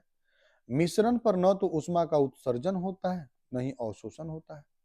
नो हीट इज एब्जॉर्ब्ड और इवॉल्व्ड ऑन मिक्सिंग, यानी डेल्टा H मिक्सिंग का मान क्या रहेगा, 0 रहेगा। अनादर्श की बात करें, ठीक है, अनादर्श की बात करें तो ये राउल्ट के नियम का पालन नहीं करता, do not obey Raoult law. यह मिश्रण जो है वो क्या करेगा, इसमें अवशोषण या उत्सर्जन होता है, यानी कि या तो पॉजिटिव होगा या निगेटिव होगा, है ना, प्लस या माइनस, यानी डेल्टा H से या तो ज्यादा होगा, डेल्टा H मिक्सिंग या तो 0 से ज्यादा होगा या 0 से कम होगा। तो यहाँ पर ये हो जाता है आपका। क्लियर? उसके साथ साथ और भी कि आइडियल सॉल्यूशन आदर्श वाले में डेल्टा भी मिक्सिंग का भी मान जो है वो 0 माना गया है, यहाँ पर डेल्टा भी मिक्सिंग का मान जो है वो 0 के बराबर नहीं माना गया। उसके साथ साथ और इसमें होता है कि आइडियल सॉल्यूशन जो है, आदर्श विलयन जो है वो कहता है कि PA equal to PA not into एक से होता है, और नॉन अनादर्श कहता है कि PA not equal to PA not into एक से। क्लियर है बात? तो ये आपका कुल अंतर हो गया आदर्श और अनादर्श में। 4-5 अंतर तो यहाँ पर हो ही जा रहे। अगले सवाल पर चलते हैं। अगला कह रहा है कि मानक हाइड्रोजन इलेक्ट्रोड क्या है। तो एक संदर्भ इलेक्ट्रोड है, एक संदर्भ इलेक्ट्रोड है यानी रेफरेंस इलेक्ट्रोड। इसका निर्माण 298 केल्विन और 1 बार दाब पर होता है। ठीक है ना, 1 बार दाब पर होता है। इसका मानक इलेक्ट्रोड विभव का मान कितना होता है, 0 वोल्ट। और इसी के रेफरेंस लेकर के बाकी जितने भी आप देखते हो इलेक्ट्रोड का मान, वो सब इसी के रेफरेंस की मदद से निकाला गया। ठीक है, इसमें कैसे बनाया गया है तो देख लीजिए, यहाँ पर कंस्ट्रक्शन भी देख लीजिए, क्योंकि जब आप परिभाषा लिखेंगे तो परिभाषा के साथ आपको कंस्ट्रक्शन भी बनाना पड़ेगा। देखिए, ये एक चेंबर लिया गया, इसके अंदर में 1 मोलर HCl डाल दिए, जो सॉल्यूशन है अंदर में विलयन है, ये 1 मोलर HCl है, हाइड्रोक्लोरिक अम्ल। नीचे में प्लेटिनम फाइल लगाया हुआ है, यहाँ पर प्लेटिनम फाइल लगाया हुआ है, ठीक है। और ऊपर से ये आपका मेजर करने के लिए लगाया गया है, और इधर से H2 गैस का सप्लाई किया जा रहा है एक बार दाब पर। तब ये आपका इसी प्रकार से मानक हाइड्रोजन इलेक्ट्रोड का ये आपका संरचना बन जाता है, और यहां से इसका इलेक्ट्रोड विभव कितना माना गया है, 0। अगले सवाल पर चलिए। 28 नंबर सवाल कहता है कि हाफ लाइफ रिएक्शन, अर्ध आयु क्या है, किसी भी अभिक्रिया का अर्ध आयु। तो मान लीजिए आपके पास 10 मोल था किसी चीज का, ठीक है। 10 मोल से 5 मोल होने में 10 सेकंड लगा, 10 सेकंड लगा। तो जो 10 सेकंड है ये इस अभिक्रिया का अर्ध आयु, यानी अभिकारक का आधा मात्रा, रिएक्टेंट का आधा मात्रा जो है कन्वर्ट हो जाए प्रोडक्ट में, उत्पाद में कन्वर्ट हो जाए, तो आधा मात्रा को कन्वर्ट होने में जितना समय लगता है, इसी समय को हम लोग क्या कहते हैं, अभिक्रिया का अर्ध आयु। वह समय जिसमें अभिकारक की सांद्रता अपने प्रारंभिक मान की आधी रह जाती है ना, इसे अर्ध आयु कहते हैं। The time required for the concentration of reactant to become half of its initial value is called half life. अगले सवाल पर आइए, टिंडल इफेक्ट, टिंडल प्रभाव। कोलाइड कणों द्वारा प्रकाश का प्रकीर्णन टिंडल प्रभाव कहलाता है, जैसे आकाश के रंग का नीला होना। तो कैसे होता है, तो ऊपर में जो धूल कण है, तो ऊपर जो प्रकाश की किरणें आ रही हैं, तो धूल कण उसको क्या करता है कि स्कैटर कर देता है, यानी प्रकीर्णित कर देता है।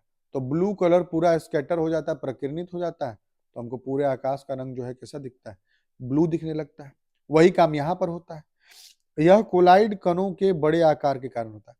कोई पूछेगा क्या शरबत के कणों से हम बना सकते हैं, स्कैटरिंग करा सकते हैं, तो आंसर है नहीं, नहीं संभव है ना, ये संभव नहीं है। ओके, दूध को आप देखते हो, दूध में टॉर्च जलाओगे तो क्या होता है, हल्का ब्लू टाइप सा दिखता है। या फिर आप अपने हथेली के नीचे में आप टॉर्च जलाते हो तो लाल दिखता है। तो खून के रंग जो होते हैं वो लाल रंग के दिखते हैं, वो इसी कारण दिखता है क्योंकि वो लाल रंग को क्या करता है, प्रकीर्णित करता है। तो टिंडल प्रभाव का मतलब हो गया कि कोलाइड के कणों के द्वारा, कोलाइड के कणों के द्वारा प्रकाश के किरणों का क्या करना, स्कैटरिंग करना, यानी प्रकीर्णन करना, यह टिंडल प्रभाव। आकाश का रंग नीला होना, हाथ में लाल रंग दिखना टॉर्च जलाने पर। अगला आइए लीचिंग विधि पर आइए। लीचिंग क्या है, ठीक है। तो लीचिंग वह प्रक्रिया है जिसमें अयस्क किसी उपयुक्त विलायक में घोलकर अशुद्धियां अलग की जाती है। अयस्क को किसी एक खास विलायक में घुलाया जाएगा और वहां से अशुद्धियों को अलग किया जाएगा। क्लियर है बात। Leaching is the process in which the ore is dissolved in suitable solvent to remove impurities. Aluminium का अयस्क बॉक्साइट, तो बॉक्साइट के लिए यूज करते हैं। देखिए ये अयस्क है, इसको हम लोग डाल दिए एक विलायक के अंदर में, और विलायक के अंदर में डालने पर क्या हो गया कि जितना भी अशुद्धि था वो नीचे आ गया यहाँ पर, ठीक है। तो इस तरीके से। अच्छा यहाँ देखो वेदिका पथ, ये जो यूट्यूब चैनल है, इस पर हम आपको बता दें कि इसी प्रकार के बने हुए मैटर से हम 12th क्लास का सिलेबस लॉन्च करने जा रहे हैं। तो आपके कोई भी जूनियर होंगे, अगर आप यहाँ तक पहुँच गए हैं वीडियो देखते हुए, तो आपका कोई भी जूनियर है उसको आप सजेस्ट कर दीजिए, इस चैनल को फॉलो कर लें। और इस चैनल पर हम लोग 12th क्लास का हिंदी मीडियम में प्रॉपर केमिस्ट्री, और हिंदी मीडियम और इंग्लिश मीडियम में प्रॉपर लॉन्च करने जा रहे हैं। 9th 10th का भी सीबीएसई और बिहार बोर्ड भी लॉन्च करेंगे, और प्रॉपर इसी तरीके से जिस मैटर से हम आपको पढ़ा रहे हैं, फोटो वगैरह बना हुआ और अच्छे फॉन्ट के साथ आपको पढ़ाएंगे। अच्छा, इन सवालों का अगर आपको चाहिए होगा कि इन सवालों का पूरा पीडीएफ हमको चाहिए, तो पीडीएफ के लिए भी हम आपको सोर्स दे देंगे। हम आपको यहाँ जो रहता है नीचे में डिस्क्रिप्शन में हम आपको अपने टेलीग्राम का लिंक दे देंगे। आप टेलीग्राम जाकर ज्वाइन कर लीजिएगा और वहां से आपको इसका पीडीएफ मिल जाएगा, तो वहां से आप पीडीएफ डाउनलोड कर सकते हैं। चलिए अगले सवाल पर चलते हैं। नाइट्रोजन कम अभिक्रियाशील क्यों होती है? तो ऑब्वियस सी बात है भाई कि N2 के अंदर में देखिए दोनों नाइट्रोजन ट्रिपल बॉन्ड द्वारा बंधा होता है। अब इतना मजबूती से बंधा है तो तोड़ना तो मुश्किल होगा, और तोड़ना मुश्किल होगा तो टूटेगा नहीं, तो अभिक्रिया नहीं कर पाएगा, यानी कि नॉन रिएक्टिव लगभग रहेगा। तो नाइट्रोजन अणु में त्रिबंधन पाया जाता है, इसकी बंधन वियोजन ऊर्जा बहुत अधिक होती है, इसी कारण नाइट्रोजन सामान्य ताप पर कम अभिक्रियाशील है ना। सोचो तो, हमारे वातावरण में 78% नाइट्रोजन है। अगर नाइट्रोजन अभिक्रियाशील होता तो हम लोग के सांस लेने के लिए ऑक्सीजन ही नहीं बचता, है ना। तो इसीलिए ये अभिक्रियाशील नहीं है। अगले सवाल पर चलिए। अगला है कि संक्रमण तत्व रंगीन यौगिक क्यों बनाते हैं? Coloured compounds in transition element, तो क्यों बनाता है, उसका तरीका सीखिए। हम समझाते हैं पूरा, देखिए। ये है आपका 5d ऑर्बिटल, ऑलरेडी आप पढ़ कर आए हैं। 5d ऑर्बिटल है, किसका d ऑर्बिटल है? d कक्षक है भाई। तो ये आपका संक्रमण तत्वों का, ट्रांजिशन एलिमेंट का, मानकर चलो कि ये किसी आयरन का है, मानकर चलो कि आयरन का है। अब ये 5 ऑर्बिटल, ठीक है। जब इन पर कोई लिगेंड आता है या प्रकाश की किरणें पड़ती, तो प्रकाश की किरणें पड़ती हैं, तो ये जो है लिगेंड के प्रभाव से या किसी भी कारण से, मान लो दूसरा बात है वो क्रिस्टल फील्ड स्प्लिटिंग है, तो लिगेंड के कारण यहां पर क्या होता है, ये टूट जाता है, और टूट जाता है दो हिस्सों में, एक बनता है T2G सेट और एक बनता है AG सेट। यानी जो 5d कक्षक थे वो दो हिस्सों में टूट गया, एक कम ऊर्जा वाला है और एक अधिक ऊर्जा वाला है ना। ऊपर वाले के पास अधिक ऊर्जा है, नीचे वाले के पास कम ऊर्जा, कम एनर्जी ज्यादा एनर्जी। तो जब प्रकाश की किरणें पड़ेंगी, तो प्रकाश की किरणें पड़ने पर यहां से लोअर एनर्जी वाला ऑर्बिटल, नीचे वाला इलेक्ट्रॉन यहां से मान लो ये उछला और ये उछल कर ऊपर जाएगा। अब ऊपर जाने पर इसका एनर्जी तो चलो बढ़ जाएगा यहां पर जाने के बाद, लेकिन एनर्जी तो बढ़ा, लेकिन दिक्कत ये होगा इसको कि एनर्जी बढ़ने पर इसका स्टेबिलिटी यानी स्थिरता जो है घट जाएगा। यहां पर जब इलेक्ट्रॉन जाएगा तो इसका स्थिरता घट जाएगा, और इस स्थिरता के घटने के बाद फिर ये क्या करेगा कि यहां से फिर से अपने यहां लौटेगा, वहां लौटेगा जहां इसको स्थिरता मिलेगा, यानी T2G सेल में लौटेगा। और जब यहां पर लौटेगा तो इस दौरान यह अपनी एनर्जी को रिलीज करेगा, है ना। एनर्जी को रिलीज करेगा किस फॉर्म में? रेडिएशन के फॉर्म में, यानी कि विकिरणों के रूप में। और वो विकिरण किसका होगा? तो दृश्य तरंग का होगा, विजिबल रीजन का होगा, और इसीलिए फिर ये क्या हो जाता है? कलरफुल हो जाता है। तो ये जो पूरी प्रक्रिया है कि इलेक्ट्रॉन कम ऊर्जा वाले से अधिक ऊर्जा वाले में गया, लो एनर्जी से हाई एनर्जी में गया, और फिर उसका लौटना और लौट करके रेडिएशन का रिलीज करना, इस पूरी प्रक्रिया को हम लोग क्या कहते हैं? डीडी ट्रांजिशन या डीडी संक्रमण कहते हैं। ठीक है, तो यहां पर क्या है कि देखिए, डी संक्रमण तत्वों में डी कक्षाएं आंशिक रूप से भरी होती हैं। डी कक्षाओं के बीच इलेक्ट्रॉनिक संक्रमण से दृश्य प्रकाश का अवशोषण होता है, जिससे यौगिक रंगीन दिखाई देता है। क्लियर है बात? तो यहां पर आपको एक्सप्लेन करना है यही कि जो T2G सेट से इलेक्ट्रॉन यानी कि निम्न ऊर्जा वाले डी कक्षक से इलेक्ट्रॉन उछल करके उच्च ऊर्जा वाले डी कक्षक में चले जाते हैं, जहां पर वे अस्थिर हो जाते हैं, और फिर जब वे वहां से लौटते हैं तो वह विकिरण के रूप में दृश्य तरंगों को उत्पन्न करते हैं, इसी कारण से ये रंगीन हो जाते हैं। अगले सवाल पर, तो ये कुछ फॉर्मूला था जो हम लिखवाए थे, ठीक है। अब आइए आगे के सवाल पर। अच्छा, खास बात ये है कि ये जितने भी सवाल कराए जा रहे हैं, कि या तो PYQ के हैं या फिर आपके लिए मोस्ट इंपॉर्टेंट क्वेश्चन है जो आपके एग्जाम में पूछे जा सकते हैं। तो जो आपको 35 नंबर का सब्जेक्टिव क्वेश्चन बनाना है, तो इस 35 में हम आपको इतना कह रहे हैं कि मतलब बहुत अगर स्थिति खराब रहा तो आप 30 नंबर का आपसे यहां से लड़ेगा, और नहीं तो 35 आउट ऑफ 35 आप यहां से होंगे। और जो आप 35 MCQ वाला है, अगर इतना ही कॉन्सेप्ट आप करके रखोगे ना, तो MCQ में आप कम से कम 20 to 25 क्वेश्चन बनाने के काबिल रहोगे। झूठ मूठ का बात नहीं करना है, 20 से 25 क्वेश्चन आप यहां से बना लोगे। इस कॉन्सेप्ट से इतने ऑब्जेक्टिव क्वेश्चन निकल के आएंगे। देखिए आगे, द्विक लवण जलीय विलयन में पूर्णतः अपने आयनों में विघटित हो जाते हैं, और जबकि वहीं पर सम्मिश्र लवण मतलब क्या हो गया? इसको आप उप सहसंयोजक यौगिक भी कह रहे हैं, या इसी को आप जटिल लवण भी कहते हैं हिंदी में, है ना। कॉम्प्लेक्स सॉल्ट, जटिल लवण भी कहते हैं।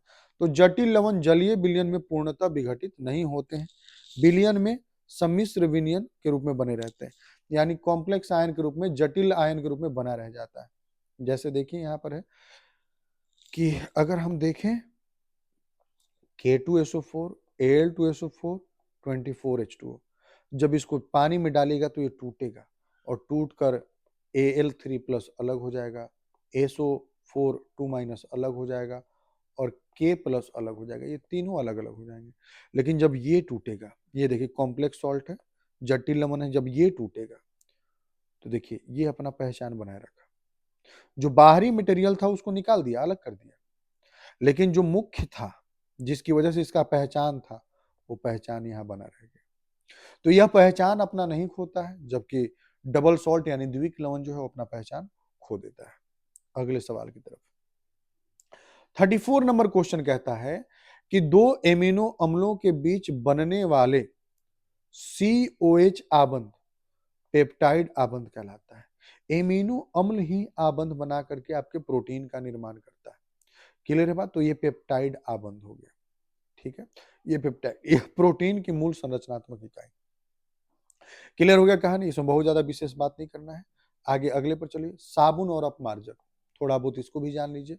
साबुन और अपमार्जक क्या कहता है? तो साबुन उच्च वसीय अम्लों का सोडियम या पोटासियम लवण होता है और इसका उपयोग मधुर जल के लिए किया जाता है। मधुर जल के लिए या सॉफ्ट वाटर के लिए। किसके लिए करते हैं? सॉफ्ट वाटर के लिए करते हैं, मुलायम। जबकि डिटर्जेंट, डिटर्जेंट सल्फोनिक अम्लों या सल्फेटों के लवणों और अधिक कठोर जल के लिए प्रभावी। इसका देखिए, सोप जो है सॉफ्ट वाटर के लिए और डिटर्जेंट जो है सॉफ्ट और हार्ड दोनों के लिए यूज किया जाता है। क्लियर है बात ना? ये दोनों के लिए यूज किया जा रहा है। अगले सवाल पर चलते हैं। अमोनिया के निर्माण का हैबर विधि, ये ऑलरेडी हम आपको बता चुके हैं। लिखना हो तो आप फिर से एक बार लिख सकते हो। अगले सवाल पर चलिए। डैनियल सेल क्या है? डैनियल सेल को वैद्युत रासायनिक सेल भी कह रहे हैं या वोल्टीय सेल भी कह रहे हैं। तो वह सेल जो रासायनिक ऊर्जा को विद्युत ऊर्जा में बदलता है, वह क्या है? आपका डैनियल सेल है। ठीक है, converts chemical energy into electrical energy. Clear है? इसका निरूपण देखिए, तो ये सेल का पूरा संरचना है। देखिए, ये देख लो, ये बहुत इंपॉर्टेंट है। आपको सचित्र वर्णन करने जब बोलेगा तो ऐसे बनाना होगा। क्लियर है बात? कि दो तरफ लिया गया, इधर देखो, यहां लिया गया, एक तरफ ये विलयन लिया गया ZnSO4 और एक तरफ CuSO4 का विलयन लिया गया। इसमें देखिए जिंक एनोड डाला गया है और कॉपर कैथोड डाला गया और एक वायर से, ये कंडक्टिंग वायर है, इस तार से जोड़ दिया गया। ये अमीटर है। ठीक है, ये कंडक्टिंग वायर से जोड़ दिया गया और जोड़ने के बाद अब इसके अंदर देखा गया कि जिंक से इलेक्ट्रॉन निकल करके कॉपर की तरफ जा रहे हैं। तो करंट का जो इलेक्ट्रॉन का फ्लो हो रहा है वो एनोड से कैथोड हो रहा है ना? एनोड से कैथोड हो रहा है और करंट का फ्लो इस तरफ, इस तरफ करंट जा रहा, यानी कॉपर से होते हुए जिंक की तरफ जो है वो कौन जा रहा? करंट आपका जा रहा, विद्युत धारा जा रहा है। ओके, बीच में देखिए एक सॉल्ट ब्रिज लगाया गया जिसको लवण सेतु कहा जाता है। इस सॉल्ट ब्रिज का काम क्या है? तो ये सबसे पहले तो वोल्टीय सेल या जो डेनियल सेल है, इसके दोनों विलयनों को जोड़ता है। दूसरा, यह दोनों विलयनों की उदासीनता को बनाए रखने में मदद करता है। तो ये लवण सेतु है, ये उल्टे यू आकार का नली होता है। ठीक है, जब परिभाषा करना हो तो ऐसे करेंगे कि एक उल्टे यू आकार का नली जो डैनियल सेल या वोल्टीय सेल के दोनों विलयनों को जोड़ता है या दोनों अर्ध सेलों को जोड़ता है। अगले सवाल पर चलिए। ये आपका देखिए, ये अभिक्रिया हो गया और ये उसका निरूपण हो गया। सेल रिप्रेजेंटेशन ये है और ये उसका रिएक्शन। अगले सवाल पर चलिए। अगला है कि लुकास परीक्षण। लुकास रिएजेंट होता कौन है भाई? तो कॉन्सेंट्रेटेड HCl यानी सांद्र HCl और ZnCl2। ऑब्जेक्टिव में भी पूछा गया है एक दो बार कि लुकास लुकास अभिकर्मक का सूत्र बताइए। ठीक है, तो देखिए क्या क्या है। जब हम बात कर रहे हैं यहाँ पर कि कौन कौन होगा, तो देखिए ये तृतीयक एल्कोहल जो है उसको तुरंत धुंधलापन ले आ देगा। द्वितीयक में 5 मिनट बाद, थोड़ी देर बाद धुंधलापन लाएगा और प्राथमिक को गर्म करने पर धुंधलापन लाएगा। यही आपका ये परीक्षण है। इससे हम लोग 1 डिग्री, 2 डिग्री और 3 डिग्री एल्कोहल को अलग अलग करते हैं। अगले में आइए, पॉलीमर और रबड़, बहुलक और रबड़। पॉलीमर किसको कहते हैं? तो छोटे छोटे इकाइयों को जोड़ करके एक बहुत बड़े अणु का निर्माण कराया जाता है। Large molecules are formed by repeating joining molecules. जैसे मान लीजिए अगर हम बात करें कि पॉलीथीन की बात करते हैं, तो पॉलीथीन आप जो बनाते हो, पॉलीथीन जो बनता है किससे बनता है? ये एथीन से बनता है, C2H4 से बनता है। तो ये जो C2H4 आपको दिख रहा है, ये C2H4 को आप एकलक कहते हैं, या इसको आप क्या कहते हैं? मोनोमर कहते हैं। ठीक है, तो जो छोटा अणु है उसको क्या कह रहे हैं? मोनोमर या एकलक। और जो बड़ा अणु इससे बन रहा है, जो पॉलीथीन बना, ये क्या हो गया? बहुलक। क्लियर है बात? अब इसी में आगे बोला गया है क्या कि प्राकृतिक रबर, तो प्राकृतिक रबर किससे बना होता है? आइसोप्रीन से। ठीक है, अब ब्यूनाएस ब्यूटाडाइन और स्टाइरीन से बना जाता है, सहबहुलकीकरण से बना होता है। ठीक है, यहाँ पर पूछा गया है एक बार सवाल कि एस का अर्थ क्या होता है, तो एस का अर्थ क्या होता है? स्टाइरीन होता है, याद रखिएगा। ठीक है, चलिए अगले सवाल पर चलते हैं। अगला सवाल है कोलराउस का नियम बताइए। तो अनंत तनुता पर इलेक्ट्रोलाइट, जिसको वैद्युत अपघटय भी आप कह सकते हैं, कि समतुल्य मोलर चालकता, समतुल्य चालकता या मोलर चालकता जो कह लो, उसके आयनों के मोलर चालकताओं के योग के बराबर होता है। जैसे अगर हमारे पास NaCl है, तो लेमडा नॉट NaCl अगर हम लिखना चाहते हैं तो हमको लिखना पड़ेगा लेमडा नॉट Na प्लस और plus lambda not Cl minus. ये हो गया कोलराउस लॉ। ठीक है, अगर मेरे पास CaCl2 है, तो हम सभी जानते हैं कि CaCl2 किस में टूटता है? Ca2 प्लस और 2Cl माइनस में टूटता है। तो lambda not CaCl2 equal to lambda not Ca2 plus और 2 into lambda not Cl minus, क्योंकि Cl के आगे 2 लगा है तो 2 आगे यहाँ यूज करना होगा। क्लियर है? उपयोग इसका क्या है भाई? तो इसका उपयोग कमजोर इलेक्ट्रोलाइट यानी वैद्युत अपघटय की चालकता और जल में आयनीकरण की डिग्री को ज्ञात करना, है ना, कि कितना ज्यादा जल में घुल पा रहा है उसके मान को ज्ञात करना। चलिए नेक्स्ट, मूलरता और मूललता में अंतर। तो मूलरता क्या है? 1 लीटर बिलियन में विलेय के मोल। यह ताप पर निर्भर करता है क्योंकि आयतन बदलता है। मूललता 1 किलोग्राम विलायक में विलेय के मोल।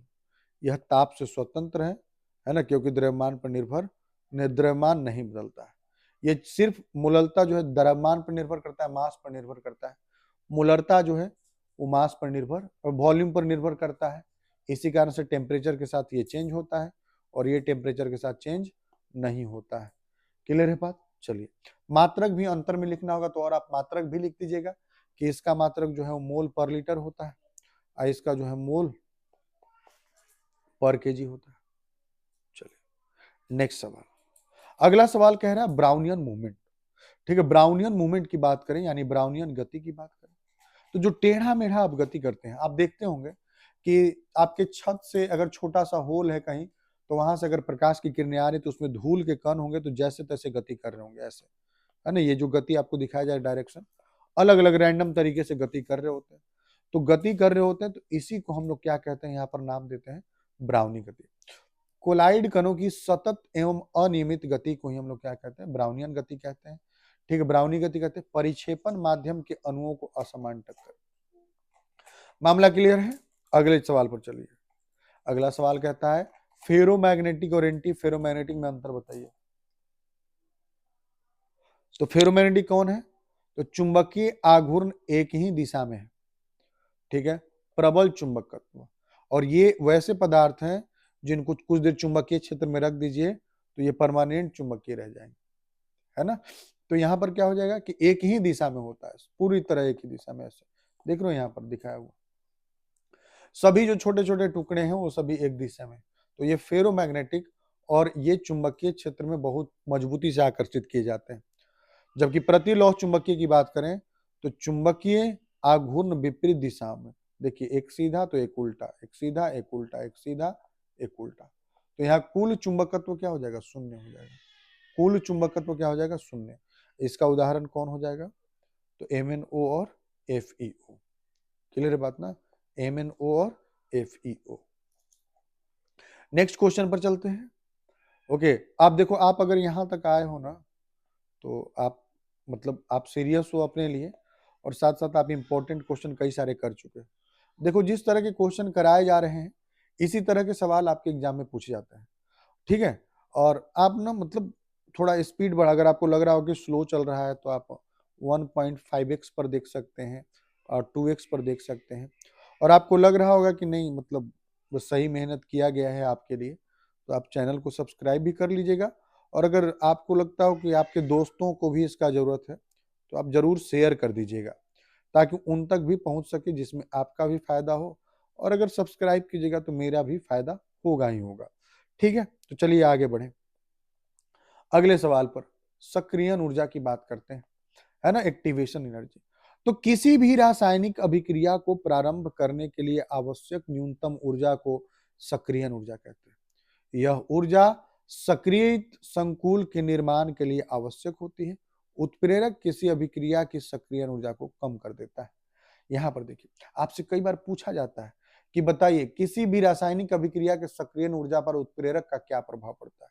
तो हमको लिखना है कि उत्प्रेरक जो है एक वैकल्पिक पथ, है ना, एक वैकल्पिक पथ दे देता है, जिस कारण से जैसे देखिए रिएक्शन को ऐसे होना था, यहां तक जाना था, इतना एनर्जी लेवल तक बढ़ना था, ठीक है। लेकिन जब जब आप बीच में क्या लेकर आ गए, रिएक्टेंट अति कैटलिस्ट लेके आ गए उत्प्रेरक, तो ये रिएक्शन यहीं से हो गया, कम एनर्जी पर ही हो गया। तो एक वैकल्पिक रास्ता दे देता है, जिसके कारण सक्रियण ऊर्जा जो है घट जाता है अभिक्रिया का। यही किसका काम है, तो यही काम है आपके कैटलिस्ट का, उत्प्रेरक का। क्लियर है बात। चलिए अगले सवाल, फ्लोरीन का ऑक्सीकरण अवस्था। सवाल ये कहता है कि फ्लोरीन सिर्फ -1 ऑक्सीकरण अवस्था क्यों दिखाता है, या फ्लोरीन सिर्फ एक ही प्रकार का ऑक्सी अम्ल क्यों बनाता है ना। तो इसका आंसर यह है कि फ्लोरीन सर्वाधिक विद्युत ऋणात्मक तत्व है, मोस्ट इलेक्ट्रोनिगेटिव एलिमेंट है। इसके बाह्य आवरण में, बाह्य कक्षक में रिक्त डी कक्षाएं नहीं होती, डजंट है वैकेंट डी ऑर्बिटल। इसके पास सिर्फ इलेक्ट्रॉन ग्रहण करने की क्षमता है, दान करने की क्षमता नहीं है। कारण है क्योंकि यह एक विद्युत ऋणात्मक तत्व है सबसे ज्यादा। It can only gain electrons and can not donate. इसी कारण से फ्लोरीन सिर्फ -1 ऑक्सीडेशन स्टेट दिखाता है, ऑक्सीकरण अवस्था दिखाता है। क्लियर है बात। यहां पर कॉन्फ़िगरेशन लिखती है। अगले सवाल पर चलिए, कीलेट किसको कहते हैं। तो कीलेट लिगेंड होता है। जब कोई बहुदंती लिगेंड किसी धातु आयन से जुड़कर वलयाकार संरचना बनाता है तो बने यौगिक को कीलेट कहते हैं। उदाहरण के लिए एडिटा का Ca2+ के साथ कीलेट बनाना। ये मान लीजिए कीलेट रिंग है, बीच में धातु है, केंद्रीय धातु, और उसके साथ जुड़ करके चारों तरफ से घेरे हुए हैं, तो ये कीलेट है। और इन्हीं को हम लोग कीलेट लिगेंड भी कहते हैं। जो लिगेंड बनाते हैं, जैसे एडिटा हो गया, तो एडिटा हमारा कीलेट लिगेंड हो गया, या EN इथेन 1,2 डाइमीन, ये भी हमारा कीलेट लिगेंड हो गया। क्लियर है बात। चलिए अगले सवाल पर चलिए। अगला सवाल कह रहा कि अक्रिय गैस का आयनन ऊर्जा। तो यहां से दो सवाल हो जाएगा। पहले तो आयनन ऊर्जा का बात कर लो, तो आयनन ऊर्जा बहुत अधिक होगा। सिंपल सी बात है कि आयनन ऊर्जा का मतलब होता है कि बाह्यतम कक्षा से इलेक्ट्रॉन निकालना, बाह्यतम कक्षा से इलेक्ट्रॉन निकालना। लेकिन आप देखो किसी भी उत्कृष्ट गैस को लो, अक्रिय गैस को लो, तो 1:2, 2:2 और 2p क्या हो गया 6। तो बाह्यतम कक्षा में 8 इलेक्ट्रॉन पूरा हो गया, 2 और 6 8। तो जब बाह्यतम कक्षा में 8 इलेक्ट्रॉन पूरा हो चुका है, तो यह अब इलेक्ट्रॉन का त्याग करना नहीं चाहेगा। और जब नहीं चाहेगा तो ऐसी स्थिति में यह स्थिर बना रहेगा, और इसी कारण से इनका जो आयनन ऊर्जा है यानी आयनाइजेशन एनर्जी जो है वो अधिक होता है। अक्रिय गैसों के बाह्य आवरण पूर्णतः भरे होते हैं, जिससे वह अत्यंत स्थिर होती हैं। इनका परमाणु आकार छोटा और नाभिकीय आकर्षण अधिक होता है। इस कारण इलेक्ट्रॉन निकालना कठिन होता है और आयनन ऊर्जा अधिक होता है। यही कहानी आपको इंग्लिश में भी यहाँ लिख दिया गया है कि they have completely filled outer shell, their atomic size is small and nuclear attraction is strong, therefore removal of an electron is difficult. Clear हो गया बात। चलिए अगले सवाल पर आते हैं, ऊर्ज अभिक्रिया। अब देखो ऊर्ज अभिक्रिया जो है इसी पर आधारित तीन अभिक्रिया होता है, ऊर्ज अभिक्रिया, फिटिक अभिक्रिया और ऊर्ज फिटिक अभिक्रिया। ठीक है, तो जब हम ऊर्ज अभिक्रिया की बात कर रहे हैं तो इसमें क्या होता है कि जब दो एल्कील हैलाइड को शुष्क ईथर में सोडियम धातु के साथ गर्म किया जाता है तो उच्च एल्केन बनता है। इस अभिक्रिया को ऊर्ज अभिक्रिया कहते हैं। ठीक है, देखिए 2RX, ठीक है, 2Na ड्राई ईथर, तो RR, दोनों R जो होंगे वो आपस में जुड़ जाएंगे और NaX अलग निकल जाएंगे। इसको हम आपको शॉर्ट में ही समझाने की कोशिश कर रहे हैं, है ना, ताकि आपको सिर्फ फैक्चुअल बात दिमाग में रहे, आप आसानी से अपने एग्जाम में लिख सके। अब यही अगर देखो, यहीं पर अगर आपसे फिटिक अभिक्रिया पूछा होता तो फिटिक अभिक्रिया ये हो जाएगा कि जब दो एरिल हैलाइड का दो मोल सोडियम धातु के साथ ड्राई ईथर यानी शुष्क ईथर की उपस्थिति में, तो यहां पर जो है आपका डाइफेनिल बन जाएगा। क्लियर? ऊर्जा अभिक्रिया, ये फिटिक अभिक्रिया हो गया।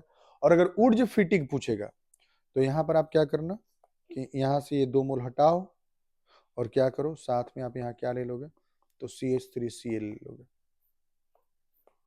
तो CH3Cl लेने पर क्या होगा कि इस बार यहाँ पर CH3 आकर जुड़ जाएगा और साथ में 2NaCl अलग हो जाएगा। ठीक है, ये वाला और ये वाला जुड़ जाएगा आपस में और जुड़ करके इसका निर्माण कर देगा, है ना। तो ये आपका ये आपका ऊर्ज फिटिक अभिक्रिया हो जाएगा। अगले सवाल पर आइए कि एमिनो अम्ल एमिनो अम्ल का व्यवहार जो है वो उभयधर्मी है, ऐसा क्यों है? तो ऐसा इसलिए है कि एमिनो अम्ल में देखिए NH2 भी पाया जाता है और COH भी पाया जाता है। तो NH2 के कारण क्षारीय स्वभाव हो गया और COH के कारण अम्लीय स्वभाव हो गया। इसी कारण से यह अम्ल की तरह भी व्यवहार कर सकता है और क्षार की तरह भी व्यवहार कर सकता है। इसी कारण से कैसा हो गया, उभयधर्मी हो जा रहा है। ठीक है, एम्फोटेरिक इन नेचर हो जा रहा है। इसी को ज्विटर आयन भी कहते हैं। ज्विटर आयन इसलिए कह देते हैं क्योंकि आप यहां देख ही रहे हो कि ज्विटर आयन कहने का रीजन क्या है कि देखिए COOH वाला जो H था वो किसके पास चला गया, N के पास, नाइट्रोजन के पास, तो NH3+। तो एक ही यौगिक पर एक तरफ माइनस है और एक तरफ क्या है, प्लस है। तो जब जिधर माइनस प्लस एक ही बार आ जाए एक ही यौगिक पर तो उसको हम लोग ज्विटर आयन कह देते हैं। क्लियर होगी बात? चलिए अगले सवाल पर चलते हैं। अगला सवाल क्या कह रहा है? अगला सवाल कह रहा है बच्चों, एंजाइम क्या है? एंजाइम जो है ना वो पाचन में सबसे ज्यादा काम करता है, तो एक तरीके से उत्प्रेरक है। एंजाइम प्रोटीन युक्त जैव उत्प्रेरक होते हैं जो जैव रासायनिक अभिक्रियाओं की दर को बढ़ाते हैं। ठीक है, इनके दो कार्य हैं, ये पाचन में सहायक होते हैं जैसे एमाइलेज, पेप्सिन, ये श्वसन और चयापचय को नियंत्रित करते हैं। क्लियर है बात? ये मोटे मेटाबॉलिज्म और रेस्पिरेशन में मदद करते हैं, डाइजेशन में मदद करते हैं, है ना। और एक तरह के ये बायोलॉजिकल कैटलिस्ट है जो हमारे पाचन की प्रक्रिया को और तेज कर देते हैं। क्लियर हो गया बात? चलिए अगले सवाल पर चलते हैं। ओस्टवाल्ड प्रोसेस, ओस्टवाल्ड में सिद्धांत क्या कहता है? इस विधि में अमोनिया का उत्प्रेरक की उपस्थिति में ऑक्सीकरण करके नाइट्रिक अम्ल बनाया जाता है। ठीक है, स्टेप 1 देखिए क्या कह रहा है, अमोनिया का ऑक्सीकरण। अमोनिया का ऑक्सीकरण कराया गया तो एनो बना ना, एनो बन गया। अब एनो का क्या कर रहे हैं, उत्प्रेरक यहां पर प्लेटिनम और यूरेनियम का गॉज हम बनाते हैं। तापमान कितना रख रहे हैं, 800 डिग्री सेल्सियस। क्लियर है बात? अब आइए देखिए, ये गॉज है, हीट वाला, गर्म है। अब आइए, अब देखिए सेकेंड स्टेप में क्या हो रहा है, सेकेंड स्टेप में एनो का ऑक्सीकरण कराया गया, है ना। एनो का ऑक्सीकरण कराया गया, NO2 बनाया गया और फिर NO2 का वाटर के साथ रिएक्शन कराया गया तो HNO3 बनाया गया और साथ में फिर से NO बन गया। तो ये 3 स्टेप्स आपको दिखाने होंगे, ऐसे फिर से आप एक बार देख लो। ये पहले NH3 को जलाया गया, ऑक्सीजन के साथ ऑक्सीकरण कराया गया तो NO बना गया, है ना, किसके प्रेजेंस में, तो प्लेटिनम और RH की उपस्थिति में। और उसके बाद फिर क्या बना, तो NO जब बन गया तो उसका ऑक्सीकरण कराया गया, ऑक्सीडेशन कराया गया तो NO2 बना और NO2 का वाटर के साथ कराया तो HNO3 बन गया। क्लियर होगी बात? चलिए अगले क्वेश्चन पर, फराडेज लॉ। फराडेज फर्स्ट लॉ आपको हम बता चुके थे। सेकंड लॉ देख लीजिए कि जब एक साथ बहुत से आप सेल को कनेक्ट कर देते हो, बहुत से सेल को एक साथ आप ऐसे सीरीज में कनेक्ट कर देते हो तो समान विद्युत मात्रा से निक्षेपित विभिन्न पदार्थों के द्रव्यमान उनके तुल्य भारों के समानुपाती होते हैं, है ना। तो जब कई सारे सेलों को आप एक साथ श्रेणी क्रम में जोड़ देते हैं तो उनमें समान मात्रा में विद्युत धारा प्रवाहित करने पर उनमें निक्षेपित पदार्थ की मात्रा उनके तुल्य भारों के समानुपाती होते हैं। M1/M2 equal to E1/E2। Clear है बात? ये आपके सामने है। Okay, the masses of substance deposited by the same quantity of electricity are proportional to their equivalent weight. Okay, चलो नेक्स्ट क्वेश्चन पर चलते हैं। अगला क्वेश्चन कहता है कि इलेक्ट्रिकल इक्विवेलेंट वैद्युत रासायनिक तुल्यांक क्या है? तो एक कूलम विद्युत प्रवाहित करने पर जो पदार्थ निक्षेपित होता है उसका द्रव्यमान विद्युत रासायनिक तुल्यांक कहलाता है। क्लियर है? तो यहाँ पर जो जेड है यह विद्युत रासायनिक तुल्यांक है, जिसको आप इलेक्ट्रोकेमिकल इक्विवेलेंट भी कह सकते हो। ठीक है, तो यहाँ पर देखो क्यू का मान अगर 1 हो जाए तो एम जो है जेड हो जाएगा। तो ऐसे परिभाषित किया जाता है इसको कि एक कूलम विद्युत प्रवाहित करने पर जो पदार्थ की मात्रा निक्षेपित होती है उसी को हम लोग विद्युत रासायनिक तुल्यांक कहते हैं। नेक्स्ट, द्रव स्नेही या द्रव विरोधी, है ना, द्रव विरोधी कहें इसको, है ना, या फिर आप इसको द्रव रोधी कह दो, जो भी कह लो। द्रव स्नेही कोलाइड का प्रकीर्णन माध्यम के प्रति आकर्षण अधिक होता है, जबकि द्रव विरोधी का बहुत कम। ठीक है, यानी वाटर की तरफ ये जो है कम आकर्षित होगा, जबकि ये जो है जल के प्रति बहुत ज्यादा आकर्षित नहीं होगा। द्रव स्नेही बहुत ज्यादा आकर्षित होगा, द्रव विरोधी आकर्षित नहीं होगा। द्रव स्नेही सॉल अधिक स्थिर होता है, द्रव विरोधी कम स्थिर होता है। ठीक है, द्रव स्नेही प्रत्यवर्ती है यानी रिवर्सिबल है। ठीक है, रिवर्सिबल है, उत्क्रमणीय है, और ये उत्क्रमणीय नहीं है। उदाहरण में स्टार्च और गोंद जो है द्रव स्नेही है, और स्वर्ण सोल जो है यानी गोल्ड सोल जो है द्रव विरोधी। क्लियर बात? देखिए यहाँ पर lyophilic colloids have high affinity for the dispersion medium, lyophobic colloid have very little. Lyophilic salts are more stable, lyophobic are less stable. Lyophilic salts are reversible, lyophobic are irreversible. Example starch और gum में lyophilic है और gold salt lyophobic है। Okay, चलिए next सवाल। Practice में बने रहना है, इसलिए ऑल द बेस्ट लिखा गया है कि आप प्रैक्टिस कर रहे हैं, साथ साथ आपको सब कुछ बेहतर लग रहा है, आपको लग रहा है कि नहीं आपके लिए कुछ काम किया गया है, तो आप चैनल को जरूर सब्सक्राइब करेंगे। वेदिका पथ। अगला सवाल, कांच को अतिशीतित द्रव क्यों कहा जाता है? क्लियर है? तो देखिए क्या क्या है। कांच में अस्फटीय संरचना नहीं होती, यानी अस्फटीय संरचना कह लीजिए या क्रिस्टलीय कह लीजिए, क्रिस्टलीय संरचना नहीं होती है, यह अमॉर्फस होता है यानी अक्रिस्टलीय होता है। यह बहुत धीरे धीरे बहता है, इसका निश्चित गलनांक नहीं होता है, इस कारण कांच को अतिशीतित द्रव कहते हैं। ठीक है, यहाँ पर वही दिखाया गया है फोटो कि किसी शीशे का, पुराना शीशा जो है उसके नीचे वाला सतह मोटा हो जाता है और ऊपर वाला शीशा क्या होता है, पतला रह जाता है। इसका कारण यह है कि धीरे धीरे जब धूप लगते रहता है तो वर्षों में धीरे धीरे ये पिघल करके इसका पूरा सतह नीचे आ जाता है, तो नीचे वाला मटेरियल जो है मोटा हो जाता है, ऊपर जो है पतला ही रह जाता है। क्लियर है बात? चलिए अगले सवाल पर। 56 नंबर सवाल, H2O द्रव है, H2O गैस? एकदम सिंपल आंसर। इसमें यह भी सवाल हो सकता है कि H2O का क्वथनांक H2S से ज्यादा है, या ये भी सवाल रहता है कि NH3 का क्वथनांक PH3 से ज्यादा है। तो इन सब का एक ही आंसर कि क्वथनांक का जब भी मामला है या द्रव होने का मामला है तो कह देना है कि H2O के अणुओं के बीच हाइड्रोजन आबंध, उसी प्रकार NH3 के अणुओं के बीच हाइड्रोजन आबंध पाया जाता है, जबकि H2S में हाइड्रोजन आबंध नहीं पाया जाता है।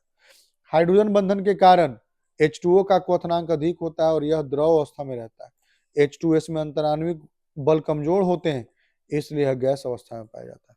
यहाँ हाइड्रोजन आबंध भी दिखाया गया है H2O का, और यहाँ H2O का कोई हाइड्रोजन आबंध नहीं है। क्लियर है बात? चलिए अगले सवाल पर। एनिलीन जल में अविलेय है जबकि HCl में विलेय है। तो देखिए यहाँ पर क्या है, एनिलीन कम ध्रुवीय होने के कारण जल में नहीं घुलता, HCl के साथ लवण बनाता है जो जल में विलेय होता है। देखिए HCl के साथ रिएक्शन करके ये लवण बनाता है। ठीक है, ओके, लवण बनाता है, और इसी कारण से लवण बनाने के कारण ही ये क्या है आपका कि ये इसके साथ अभिक्रिया कर ले रहा है, विलेय हो जा रहा है, जबकि जल के साथ अभिक्रिया नहीं कर पाता है। ठीक है, तो ये अविलेय रह जाता है। अगला मामला समझ में आ गया ना? अगले सवाल पर चलो। उभय दंती नाभिक रागी। तो उभय दंती नाभिक रागी कौन हो जाएगा? जो दोनों साइड से अटैक करने की क्षमता करता है। जैसे देखिए CN है, तो CN नाइट्रोजन की तरफ से भी जुड़ सकता है, CN जो है नाइट्रोजन की तरफ से भी जुड़ सकता है, कार्बन की तरफ से भी जुड़ सकता है। तो इनको उभय दंती हम लोग नाभिक रागी कहते हैं, या इनको उभय दंती लिगेंड भी कहा जाता है कई बार। वे नाभिक रागी जो दो भिन्न परमाणुओं के माध्यम से आक्रमण कर सकते हैं, उभय दंती नाभिक रागी कहलाते हैं। मामला क्लियर? चलिए अगले सवाल पर। ज्विटर आयन, अभी जस्ट आपको थोड़ी देर पहले समझाए थे कि हमारे पास जो भी एमिनो अम्ल होते हैं वो ज्विटर आयन होते हैं। देखो जो ज्विटर आयन, यहाँ वाला H जो है वो NH2 के पास चला गया, तो देखिए ऐसा बन गया, यही है ज्विटर आयन। जब एक ही पर प्लस माइनस हो, जिस अणु में धनात्मक और ऋणात्मक दोनों आवेश उपस्थित हो लेकिन कुल आवेश शून्य हो, उसे ज्विटर आयन कहते हैं। ग्लाइसिन, क्लियर है बात? ये क्या है? एक तरह का एमिनो अम्ल है।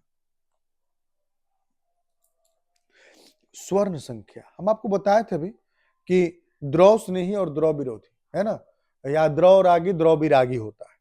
तो यहाँ पर जो गोल्ड नंबर है स्वर्ण संख्या, वो क्या करता है कि जो द्रव विरोधी था है ना, या जो द्रव रागी था, द्रव रागी, तो द्रव विरागी जो द्रव विरागी होते हैं वो अस्थिर होते हैं। तो उनके अस्थिरता को कम करने के लिए, यानी उनकी स्थिरता को बढ़ाने के लिए हम लोग क्या करते हैं कि इसका मदद लेते हैं गोल्ड संख्या का। ये करते क्या है ना कि मान लो कोई अस्थिर कोलाइड है, तो अस्थिर कोलाइड के चारों तरफ एक लेयर चढ़ा दिया जाता है स्थिर कोलाइड का, ऐसे, ताकि अब अंदर वाले जो अस्थिर कोलाइड हैं ये चाह कर भी बाहर नहीं भाग पाए, इसके हिस्से बाहर नहीं निकल पाए, तो वहीं पर बना रहेगा, स्थिर बना रहेगा। तो इसको हम लोग प्रोटेक्शन ऑफ कोलाइड भी कहते हैं, या कोलाइड का रक्षण भी कहते हैं। आइए देखिए क्या स्टेटमेंट कह रहा है कि 10 ml स्वर्ण सोल से NaCl मिलाने पर उसके जमाव को रोकने के लिए आवश्यक द्रव से नहीं कोलाइड की न्यूनतम मात्रा को स्वर्ण संख्या कहते हैं। स्वर्ण संख्या जितनी कम होती है कोलाइड उतना ही अधिक स्थिर होता है ना, और स्वर्ण संख्या जितना कम होगा उस कोलाइड का रक्षण क्षमता उतना ही ज्यादा होगा, है ना। Protection power, higher stability, lower the gold number higher the stability. Clear है बात? Gold number is the minimum amount of lyophilic collide required to prevent the coagulation of 10 ml of gold sol by adding NaCl। ठीक है, अगला, phenol alcohol की अपेक्षा अधिक अम्लीय क्यों होता है? तो अम्ल की जब बात करते हैं मतलब H+ को ग्रहण करने की क्षमता, ठीक है। तो यहां पर कह रहा है कि फिनॉल अल्कोहल की अपेक्षा अधिक अम्लीय क्यों? तो यहां समझिए, जब हम बात कर रहे हैं फिनॉल की, ठीक है ना, तो H+ त्याग करने का क्षमता और H+ ग्रहण करने का क्षमता। तो H+ जब त्याग करने का बात हो रहा हो तो अम्लीय गुण की बात करेंगे। तो भाई फिनॉल अगर ज्यादा अम्लीय है मतलब फिनॉल के पास H+ त्याग करने का क्षमता ज्यादा होगा और अल्कोहल के पास कम। तो देखिए कहानी क्या होता है, फिनॉल ये है आपके पास, ये है। तो फिनॉल करता क्या है ना कि हाइड्रोजन को हटा देता है, और हाइड्रोजन वाला जो इलेक्ट्रॉन है, ये वाला इलेक्ट्रॉन, इसको ये क्या कर रहा है, देखिए यहाँ पर अनुनाद में यूज कर दिया, यहाँ देखिए अनुनाद में यूज कर दिया। तो इसी अनुनाद में यूज कर देता है, और अनुनाद में यूज करने के बाद जो यहाँ पर इलेक्ट्रॉन आया वह अस्थिर नहीं रह पाया। तो फिनॉल H+ का त्याग करने के बाद भी अपने फिनॉक्साइड आयन के रूप में स्थिर बना रहा। लेकिन जब आप अल्कोहल की बात करें जैसे CH3OH की बात करते हैं, तो यहां से अगर आप हाइड्रोजन हटा दीजिएगा तो ऑक्सीजन पर माइनस आ जाएगा, और यह माइनस इस पूरे यौगिक को अस्थिर बना देगा। तो इसी कारण से अल्कोहल आसानी से H+ आयन त्याग नहीं करता है, जबकि फिनॉल जो है H+ आयन त्याग करने के बाद भी स्थिर बना रहता है, इस कारण से वह आसानी से H+ का त्याग कर देता है। फिनॉक्साइड आयन अनुनाद द्वारा स्थिर हो जाता है, जबकि एल्कोक्साइड आयन अनुनाद द्वारा स्थिर नहीं होता है। संयुग्मी क्षार की स्थिरता अधिक होने से अम्लीयता बढ़ जाती है। तो कहने का मतलब यही है कि यहाँ पर जो हमारा फिनॉल है इसमें H+ त्याग करने की क्षमता अधिक है, क्योंकि यह H+ त्याग करने के बाद जो निर्मित फिनॉक्साइड आयन है वह अनुनाद के कारण स्थिर हो जाता है, जबकि एल्कोहल में H+ आयन त्याग करने के बाद जो एल्कोक्साइड आयन बनता है वह स्थिर नहीं होता है। ओके, चलिए अगले सवाल पर चलते हैं। नेक्स्ट कह रहा विटामिन की कमी से होने वाले रोग, तो हम यहाँ 2 लिख दिए हैं, बाकी आपको खुद से देख लेना होगा। ठीक है, अगले सवाल पर आइए। डी ब्लॉक के तत्वों के सामान्य अभिलक्षण। तो पहला, ये विभिन्न यानी एक से अधिक प्रकार के ऑक्सीकरण अवस्था प्रदर्शित करते हैं। आपसे पूछा जाएगा क्यों, तो आपको आंसर देना है क्योंकि इनके पास अनपेयर्ड इलेक्ट्रॉन होते हैं, है ना, अनपेयर्ड। इनके डी ऑर्बिटल में अनपेयर्ड इलेक्ट्रॉन होता है, अयुग्मित इलेक्ट्रॉन होते हैं इनके डी कक्षक में। इसी कारण से ये ऑक्सीकरण अवस्था जो है अलग अलग प्रकार का प्रदर्शित करते हैं। ये रंगीन यौगिक बनाते हैं।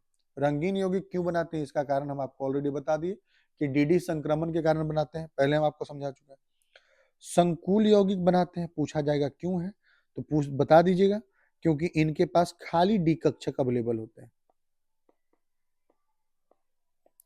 है ना।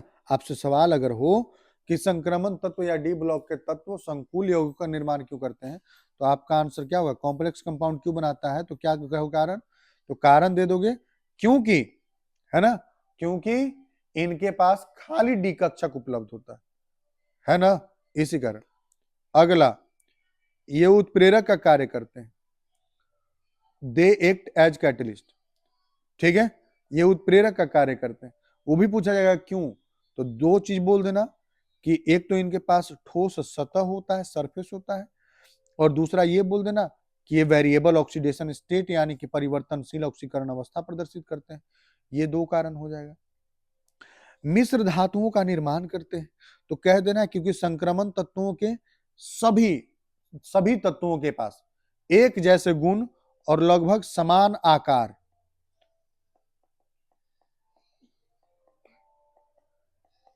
समान गुण और आकार होता है, लगभग बराबर समान आकार और समान गुण होता है। इसी कारण से क्या है ये मिश्र धातुओं का निर्माण। इनका गलनांक और घनत्व सामान्यतः अधिक होता है, इसका भी कारण यही देना है क्योंकि इनमें मजबूत धातु या बंध पाया जाता है, मेटालिक बॉन्ड पाया जाता है, स्ट्रॉन्ग मेटालिक बॉन्ड पाया जाता है। इसी कारण से इनका क्वथनांक और गलनांक क्या होता है, उच्च होता है। समझ लो एक साथ हम लोग कितने सवाल किए, देखो जितने भी स्टेटमेंट है सब अपने आप में एक सवाल ही था और सबका आंसर हम लोग कर लिए, और ऐसे सवाल बनता है। अगला, ये डी ब्लॉक के तत्वों को संक्रमण तत्व क्यों कहा जाता है, तो सिंपल सा बात है कि आंशिक रूप से भरा होता है। देखिए, वे तत्व जिनके परमाणु या आयन में डी कक्षाएं आंशिक रूप से भरी होती हैं संक्रमण तत्व कहलाते हैं। यहाँ आपको फोटो में भी दिखाया गया है, वर्ग 3 से लेकर 11 तक को संक्रमण तत्व और 12वें को असंक्रमण तत्व कहते हैं। जैसे जिंक, तो जिंक को असंक्रमण तत्व कहते हैं, क्यों कहते हैं, क्योंकि इसका डी कक्षक जो है भरा होता है। लेकिन उसके अलावा जिंक से पहले आने वाले जितने भी स्कैंडियम से लेकर कॉपर तक, इन सभी का डी कक्षक भरा हुआ नहीं होता है। इसी कारण से इनको हम लोग संक्रमण तत्व कहते हैं, और जिंक असंक्रमण तत्व। ये एस ब्लॉक और पी ब्लॉक के तत्वों के बीच संक्रमण प्रदर्शित करते हैं। मामला क्लियर है। चलिए, विलियमसन संश्लेषण। विलियमसन संश्लेषण क्या है, तो जब 1 मोल हम लोग क्या करते हैं, सोडियम एल्कोक्साइड है, ये एल्कोक्साइड की अभिक्रिया एल्किल हैलाइड के साथ कराई जाती है शुष्क ईथर की उपस्थिति में, तो ये Na और X एक साथ चले जाएंगे और R इसके पास आ जाएगा, तो ROR बन जाएगा। तो जब सोडियम एल्कोक्साइड की अभिक्रिया, है ना, हेलो एल्केन के साथ शुष्क ईथर की उपस्थिति में होती है तो ईथर प्राप्त होता है। क्लियर है बात। देखिए, ईथर बनाने की विधि है, SN2 क्रिया विधि का पालन करता है। हो गया। चलो अगले सवाल पे चलते हैं। हेनरी का नियम। स्थिर ताप पर किसी द्रव में गैस की विलेयता उस गैस के दाब का समानुपाती होता है। P is proportional to X, मोलन्स। क्लियर है बात, कि स्थिर ताप पर किसी भी द्रव में गैस की विलेयता उसके दाब के समानुपाती होती है। क्लियर है बात। जैसे शीतल पेय तथा स्कूबा डाइविंग, ये इसका अनुप्रयोग है कि आप पानी में कार्बन डाइऑक्साइड मिलाते हो, कोल्ड ड्रिंक्स पीते हो ना, जितने भी कोल्ड ड्रिंक्स पीते हो, पेप्सी पीते हो, थम्स अप पीते हो, तो वो इसी नियम का पालन करता है। क्लियर है बात। अगला, SN1 और SN2 का समरी हम बस दे दिए हैं। यह 2 पद में पूरा होता है, यह 1 पद में पूरा होता है। ठीक है, ये एकल अणुक है, ये द्वि अणुक है। ठीक है, इसमें कार्बन आयन का निर्माण होता है, इसमें कार्बन आयन नहीं बनता है, इसमें मध्यवर्ती बनता है ना, इंटरमीडिएट बनता है। इसमें रेशिमीकरण होता है और इसमें क्या होता है, प्रतिलोमन होता है, यानी इन्वर्जन होता है। क्लियर हो गया कहानी? ये SN1 और SN2 का है अंतर। बाकी देखो, हम मेरा काम है कि आपको बस हम एक रिवाइंड करा दें पूरा कहानी की। पूरा कहानी क्या है, मेरा काम है आपको रिवाइंड करा देना ताकि आप तैयार हो जाए पूरी तरीके से। चलिए अगले सवाल पर पहुंचते हैं। Geometry of XeF2 and XeF4। देखिए XeF2 का ये ज्यामिति है। अगर इसके ये देखिए, ये आकृति का नाम है लीनियर आकृति है, ये शेप है। अगर इसका ज्योमेट्री पूछा जाएगा तो ज्योमेट्री ऑक्टाहेड्रल, अष्टफल की है। ठीक है ना, ज्योमेट्री क्या है, अष्टफल की है। और XeF4 स्क्वायर प्लेनर इसका शेप है, लेकिन ज्योमेट्री पूछा जाएगा तो फिर से वही ऑक्टाहेड्रल। दोनों का ज्योमेट्री जो है ऑक्टाहेड्रल, लेकिन शेप क्या है, स्क्वायर प्लेनर। हाइब्रिडाइजेशन क्या हो जाएगा, तो sp3d2। क्लियर है बात? नेक्स्ट, मोलर चालकता पर तनुता का प्रभाव। मोलर चालकता पर तनुता का प्रभाव, तो देखिए तनुता बढ़ाने पर मोलर चालकता बढ़ जाती है क्योंकि आयनों की गतिशीलता बढ़ जाती है तथा कमजोर इलेक्ट्रोलाइट्स में आयनीकरण की मात्रा बढ़ जाती है। क्लियर है? तो मोलरता करेंगे तो आयन ज्यादा घूम पाएंगे, और ज्यादा घूमेंगे, देखिए भीड़ है तो आयन गति आसानी से नहीं कर पा रहे। यहां पर पानी बढ़ा दिए, आयन खूब गति करेंगे, और आयन जब गति करेंगे तो वहां पर क्या होगा कि वहां पर चालकता बढ़ेगा। मोलर चालकता क्या हो जाएगा, पूरे बिलियन का ओवरऑल बढ़ जाएगा, लेकिन चालकता क्या होगा, घटेगा। उत्प्रेरक अभिक्रिया की दर कैसे बढ़ाता है, तो उत्प्रेरक अभिक्रिया की दर हम आपको पहले ही बताया कि उत्प्रेरक कम सक्रियण ऊर्जा वाला वैकल्पिक पथ प्रदान करता है जिससे अभिक्रिया का दर बढ़ जाता है ना। उत्प्रेरक क्या करता है कि एक अल्टरनेट पाथ प्रोवाइड करता है, वैकल्पिक पथ प्रोवाइड करता है जहां से आपका अभिक्रिया हो पाता है। तो इस दौरान सक्रियण ऊर्जा घट जाता है, यानी एक्टिवेशन एनर्जी घट जाता है। गहरे समुद्र में गोताखोर के द्वारा आप सुने होंगे कि जब वो अपना सिलेंडर लेता है तो सिलेंडर में नाइट्रोजन गैस के साथ साथ हीलियम गैस भी रखता है। वो इसीलिए रखता है क्योंकि जब गोताखोर समुद्र के नीचे गहराई में जाने के बाद जब ऊपर लौट कर आएगा तो उसके शरीर पर लगने वाला दाब कम हो जाता है, और जब वो दाब कम हो जाएगा ना तो नाइट्रोजन जो है वो ब्लड से निकलने लगेंगे, और ब्लड से निकलेंगे तो क्या होगा कि वो नसों में घुसे हुए हैं ब्लड के अंदर में, तो नसों के अंदर में क्या हो जाएगा कि बड़े बड़े फोड़े बन जाएंगे, वहीं से निकलने शुरू हो जाएंगे। उन फोड़ों को बेंड्स कहा जाता है, बेंड्स कहा जाता है। क्लियर है बात ना, बेंड बन जाते हैं, और इसी से बचाव के लिए हीलियम लेकर जाया जाता है, और ये कम घुलता है इसलिए अधिक सुरक्षित रहता है। अगला, लैंथेनाइड संकुचन क्या है, तो देखिए लैंथेनाइड संकुचन किसके लिए है, तो आपके पास जो है लैंथेनाइड श्रेणी में परमाणु तथा आयनिक त्रिज्या में क्रमिक कमी को लैंथेनाइड संकुचन कहते हैं। यह 4f इलेक्ट्रॉनों के कमजोर शील्डिंग क्षमता या इसी को आप आवरण प्रभाव भी कहते हैं, है ना, इसी के कारण ये उत्पन्न होता है 4f कक्षकों के, याद रखेगा। और अगर यहीं पर एक्टिनाइड बोलता तो यहाँ एक्टिनाइड श्रेणी बोल देते, और जहां 4f था उस 4f की जगह क्या बोल देते, 5f। अगर कभी सवाल हो जाए कि लैंथेनाइड और एक्टिनाइड में ज्यादा मजबूत कौन है, तो आपका आंसर होना चाहिए एक्टिनाइड ज्यादा होना चाहिए मजबूत। याद रखिएगा, एक्टिनाइड ज्यादा मजबूत कॉन्ट्रैक्शन है या संकुचन है। Next, reactivity of chlorobenzene. Chlorobenzene की अभिक्रियाशीलता, देखिए क्लोरोबेंजीन बहुत स्थिर है। क्यों स्थिर है भाई, देखिए यहां से बेंजीन से ये तोड़ करके आप चाहोगे कि हम क्लोरीन को अलग कर लें तो ये मुश्किल है। क्यों मुश्किल है, क्योंकि बेंजीन के अंदर में लगातार अनुनाद चलते रहता है, और अनुनाद चलने के कारण यहां पर डबल बॉन्ड बना रहता है, और जब ये डबल बॉन्ड बना हुआ है तो डबल बॉन्ड को तोड़ना आसान होगा नहीं, मुश्किल होगा। इसी कारण से द्विआबंध हो जाने के कारण इनको तोड़ना मुश्किल होता है, और इसी कारण से इनकी अभिक्रियाशीलता अधिक कम हो जाती है, और स्थिरता जो है वो बढ़ जाती है। अनुनाद के कारण सीसीएल बंध में आंशिक द्विबंध गुण आ जाता है, इससे बंध अधिक मजबूत और छोटा हो जाता है, इसलिए अभिक्रियाशीलता कम हो जाता है। अगले सवाल पर आइए, न्यूक्लियोसाइड और न्यूक्लियोटाइड क्या है? न्यूक्लियोसाइड और न्यूक्लियोटाइड ये बहुत आसान सा है, ज्यादा हम इसमें लिखेंगे नहीं, आप डिटेलिंग में आप इसको देख लेना। न्यूक्लियोसाइड शर्करा और नाइट्रोजनी क्षार से बना होता है, और इसी न्यूक्लियोसाइड से जब संरचना का निर्माण करना होता है तब शर्करा, नाइट्रोजनी क्षार और फॉस्फेट समूह जुड़ जाते हैं, तो ये आपका क्या हो जाता है, ये न्यूक्लियोटाइड कहलाने लगता है ना। इसी की मदद से आपका डीएनए, आरएनए या फिर जो भी आगे का बनता है प्रक्रिया वो सब बनते हैं। अगले पर आइए, एंटासिड, इसको प्रति अम्ल कहते हैं, प्रति अम्ल भी कहते हैं, और एंटीहिस्टामिन यही रहता है, प्रतिहिस्टामिन इसको कहते हैं। पेट में उपस्थित अतिरिक्त अम्ल को उदासीन करता है, यानी पेट में अम्ल की मात्रा को स्थिर बनाए रखता है, ठीक है। न्यूट्रलाइजेज एक्सेस स्टमक एसिड, और एंटीहिस्टामिन एलर्जी अभिक्रियाओं को रोकता है, ठीक है। सेट्रिजीन एलर्जी नहीं होने देता, क्लियर है बात।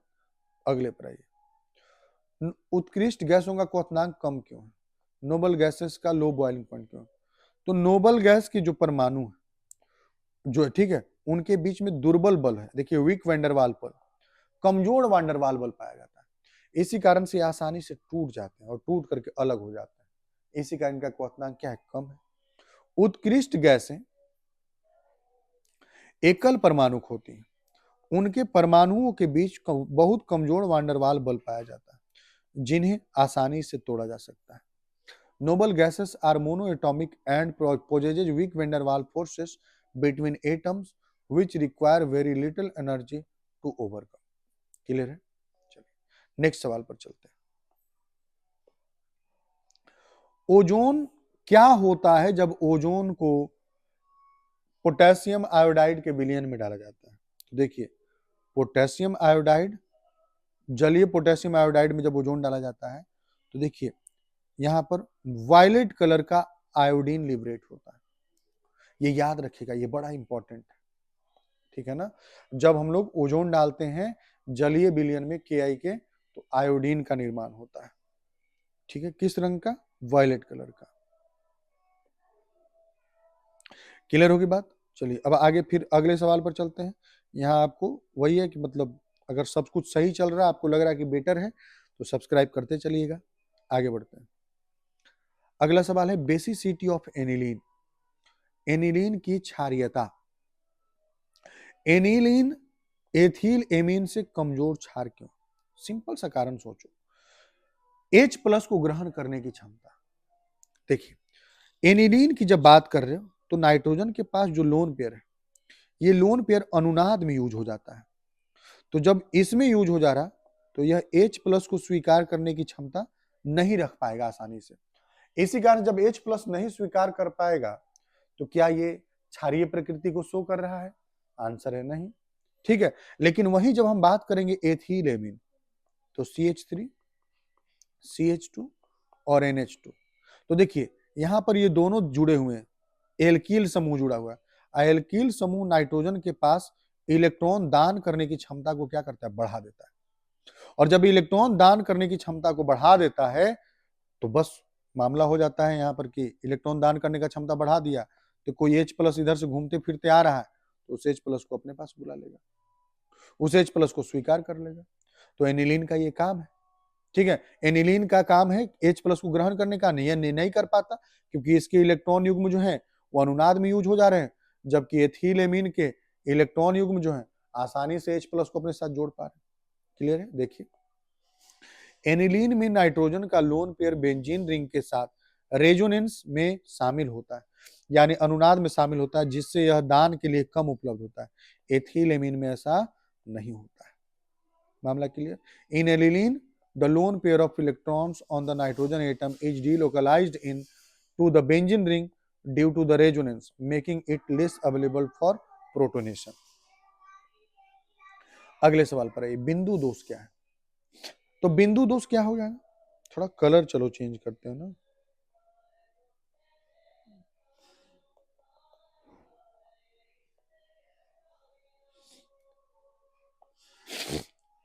बिंदु दोष, परिभाषित करें।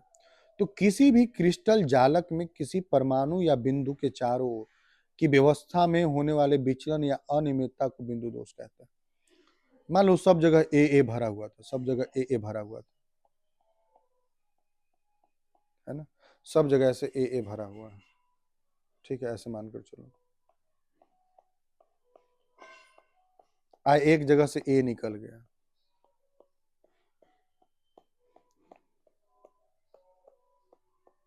सब जगह भरे हुए हैं लेकिन एक जगह से निकल गया, तो ये हो गया बिंदु दोष।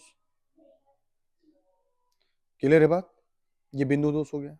अगला, ये तो हम आपको समझा चुके हैं ऑलरेडी, आदर्श और अनादर्श विलयन। नेक्स्ट, द्रव स्नेही कोलाइड, ये भी आपको समझा चुके हैं कि वे कोलाइड जिनमें परिक्षेपित प्रवस्था और परिक्षेपण माध्यम के बीच गहरा आकर्षण होता है, द्रव स्नेही कोलाइड कहे जाते हैं। गोंद और जिलेटिन इसके उदाहरण है। अब द्रव विरागी कहता तो द्रव विरागी में क्या हो जाता, द्रव विरागी में आप कह देते कि इनका जो परिक्षेपण माध्यम और परिक्षेपित प्रवस्था के बीच में आकर्षण दुर्बल होता है, ये अस्थिर होते हैं और ये वाला स्थिर होता है। नेटवर्क ठोस, हीरा और ग्रेफाइट दिमाग में रखिएगा। वे ठोस जिनमें परमाणु सहसंयोजक बंधों द्वारा जुड़कर एक विशाल संरचना का निर्माण करते हैं, है ना, इन्हें नेटवर्क ठोस कहते हैं। ये नेटवर्क ठोस कौन है? तो जो सहसंयोजक ठोस होते हैं, जिनको आप कोवैलेंट सॉलिड कहते हैं, जिनको आप क्या कहोगे? कोवैलेंट सॉलिड, ठीक है ना, कोवैलेंट सॉलिड, ठीक है। तो इसका उदाहरण डायमंड है, ग्रेफाइट है। गोताखोर और हीलियम, ये ऑलरेडी आपको हम समझा चुके हैं। समुद्र के अंदर गोताखोर श्वसन मिश्रण में हीलियम क्यों मिलाते हैं, आपको बता चुके ऑलरेडी हम। अगला, छद्म प्रथम कोटि अभिक्रिया क्या है? तो छद्म प्रथम कोटि अभिक्रिया का अर्थ है, मतलब देखो, देखने में लग रहा है कि वो एक्चुअल में है द्वितीय कोटि का, लेकिन जब मापा जा रहा तो क्या हो जा रहा, प्रथम कोटि का। ऐसी अभिक्रिया जिसकी आणविकता 2 या अधिक हो लेकिन कोटि 1 है, ठीक है। देखिए, चीनी का जल अपघटन, तो यहां पर क्या हो रहा है कि देखिए, चीनी को जब तोड़ा गया तो ग्लूकोज बना, फ्रुक्टोज बना। यहाँ जल भी यूज किया गया, याद रखिए, जल भी यूज किया गया, लेकिन जब इसका समीकरण लिख रहे हैं तो रेट यानी वेग बराबर के गुने सिर्फ चीनी का सांद्रता हम ले रहे हैं।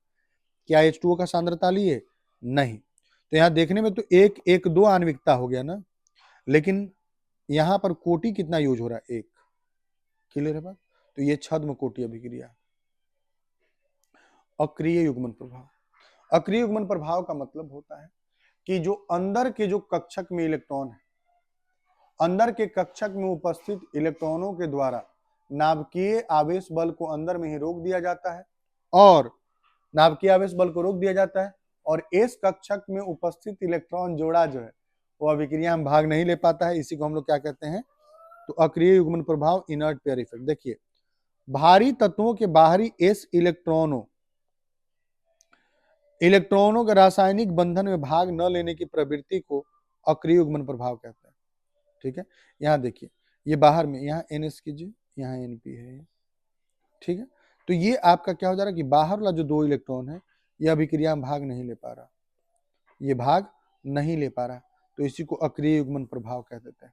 यह अक्रिय युग्मन प्रभाव सबसे जो है, मतलब अंदर के कक्षक में देखो, नाभिक से निकलने वाला आकर्षण बल यहाँ पर ये रोक दिया, लेकिन मान लो अगर यहाँ इलेक्ट्रॉन नहीं है, यहाँ इलेक्ट्रॉन नहीं है, तो नाभिक से निकलने वाला जो आकर्षण बल वो सीधे यहाँ पहुंचेगा और इसको पकड़ लेगा, पकड़कर अपनी ओर मजबूती से खींच लेगा, तो ये बाहर त्याग नहीं हो पाएंगे, और त्याग नहीं हो पाएंगे तो अभिक्रिया में भाग नहीं ले पाएगा। अगला, फ्लोरीन का व्यवहार, वही सवाल कि फ्लोरीन केवल एक ही ऑक्सी अम्ल बनाता है, तो आपको हम बताएं कि इसका विद्युत ऋणात्मकता बहुत अधिक होने के कारण, और दूसरा कि इसके पास डी कक्षक की अनुपस्थिति होती है। इसी कारण से यह न अपने कक्षक को बढ़ा पाता है, यानी न अपने सहसंयोजकता को बढ़ा पाता है, और न इसका ऑक्सीकरण अवस्था बदल पाता है। न्यूक्लियोटाइड, न्यूक्लियोसाइड आपको हम बता चुके हैं, एंजाइम भी बता चुके हैं। समबहुलक, सहबहुलक, समबहुलक, सहबहुलक। समबहुलक एक ही प्रकार के एकलक से बनते हैं, जैसे पॉलीथीन सिर्फ एथीन से बना हुआ। असहबहुलक दो या अधिक प्रकार के एकलकों के द्वारा बने होते हैं। तो जैसे हम लोग बात कर लेंगे ब्यूनाइस, ब्यूनाइस है ना, या ब्यूना इन, ये सभी क्या हो जाएंगे, सहबहुलक हो जाएंगे। अगला विस्तृत स्पेक्ट्रम एंटीबायोटिक।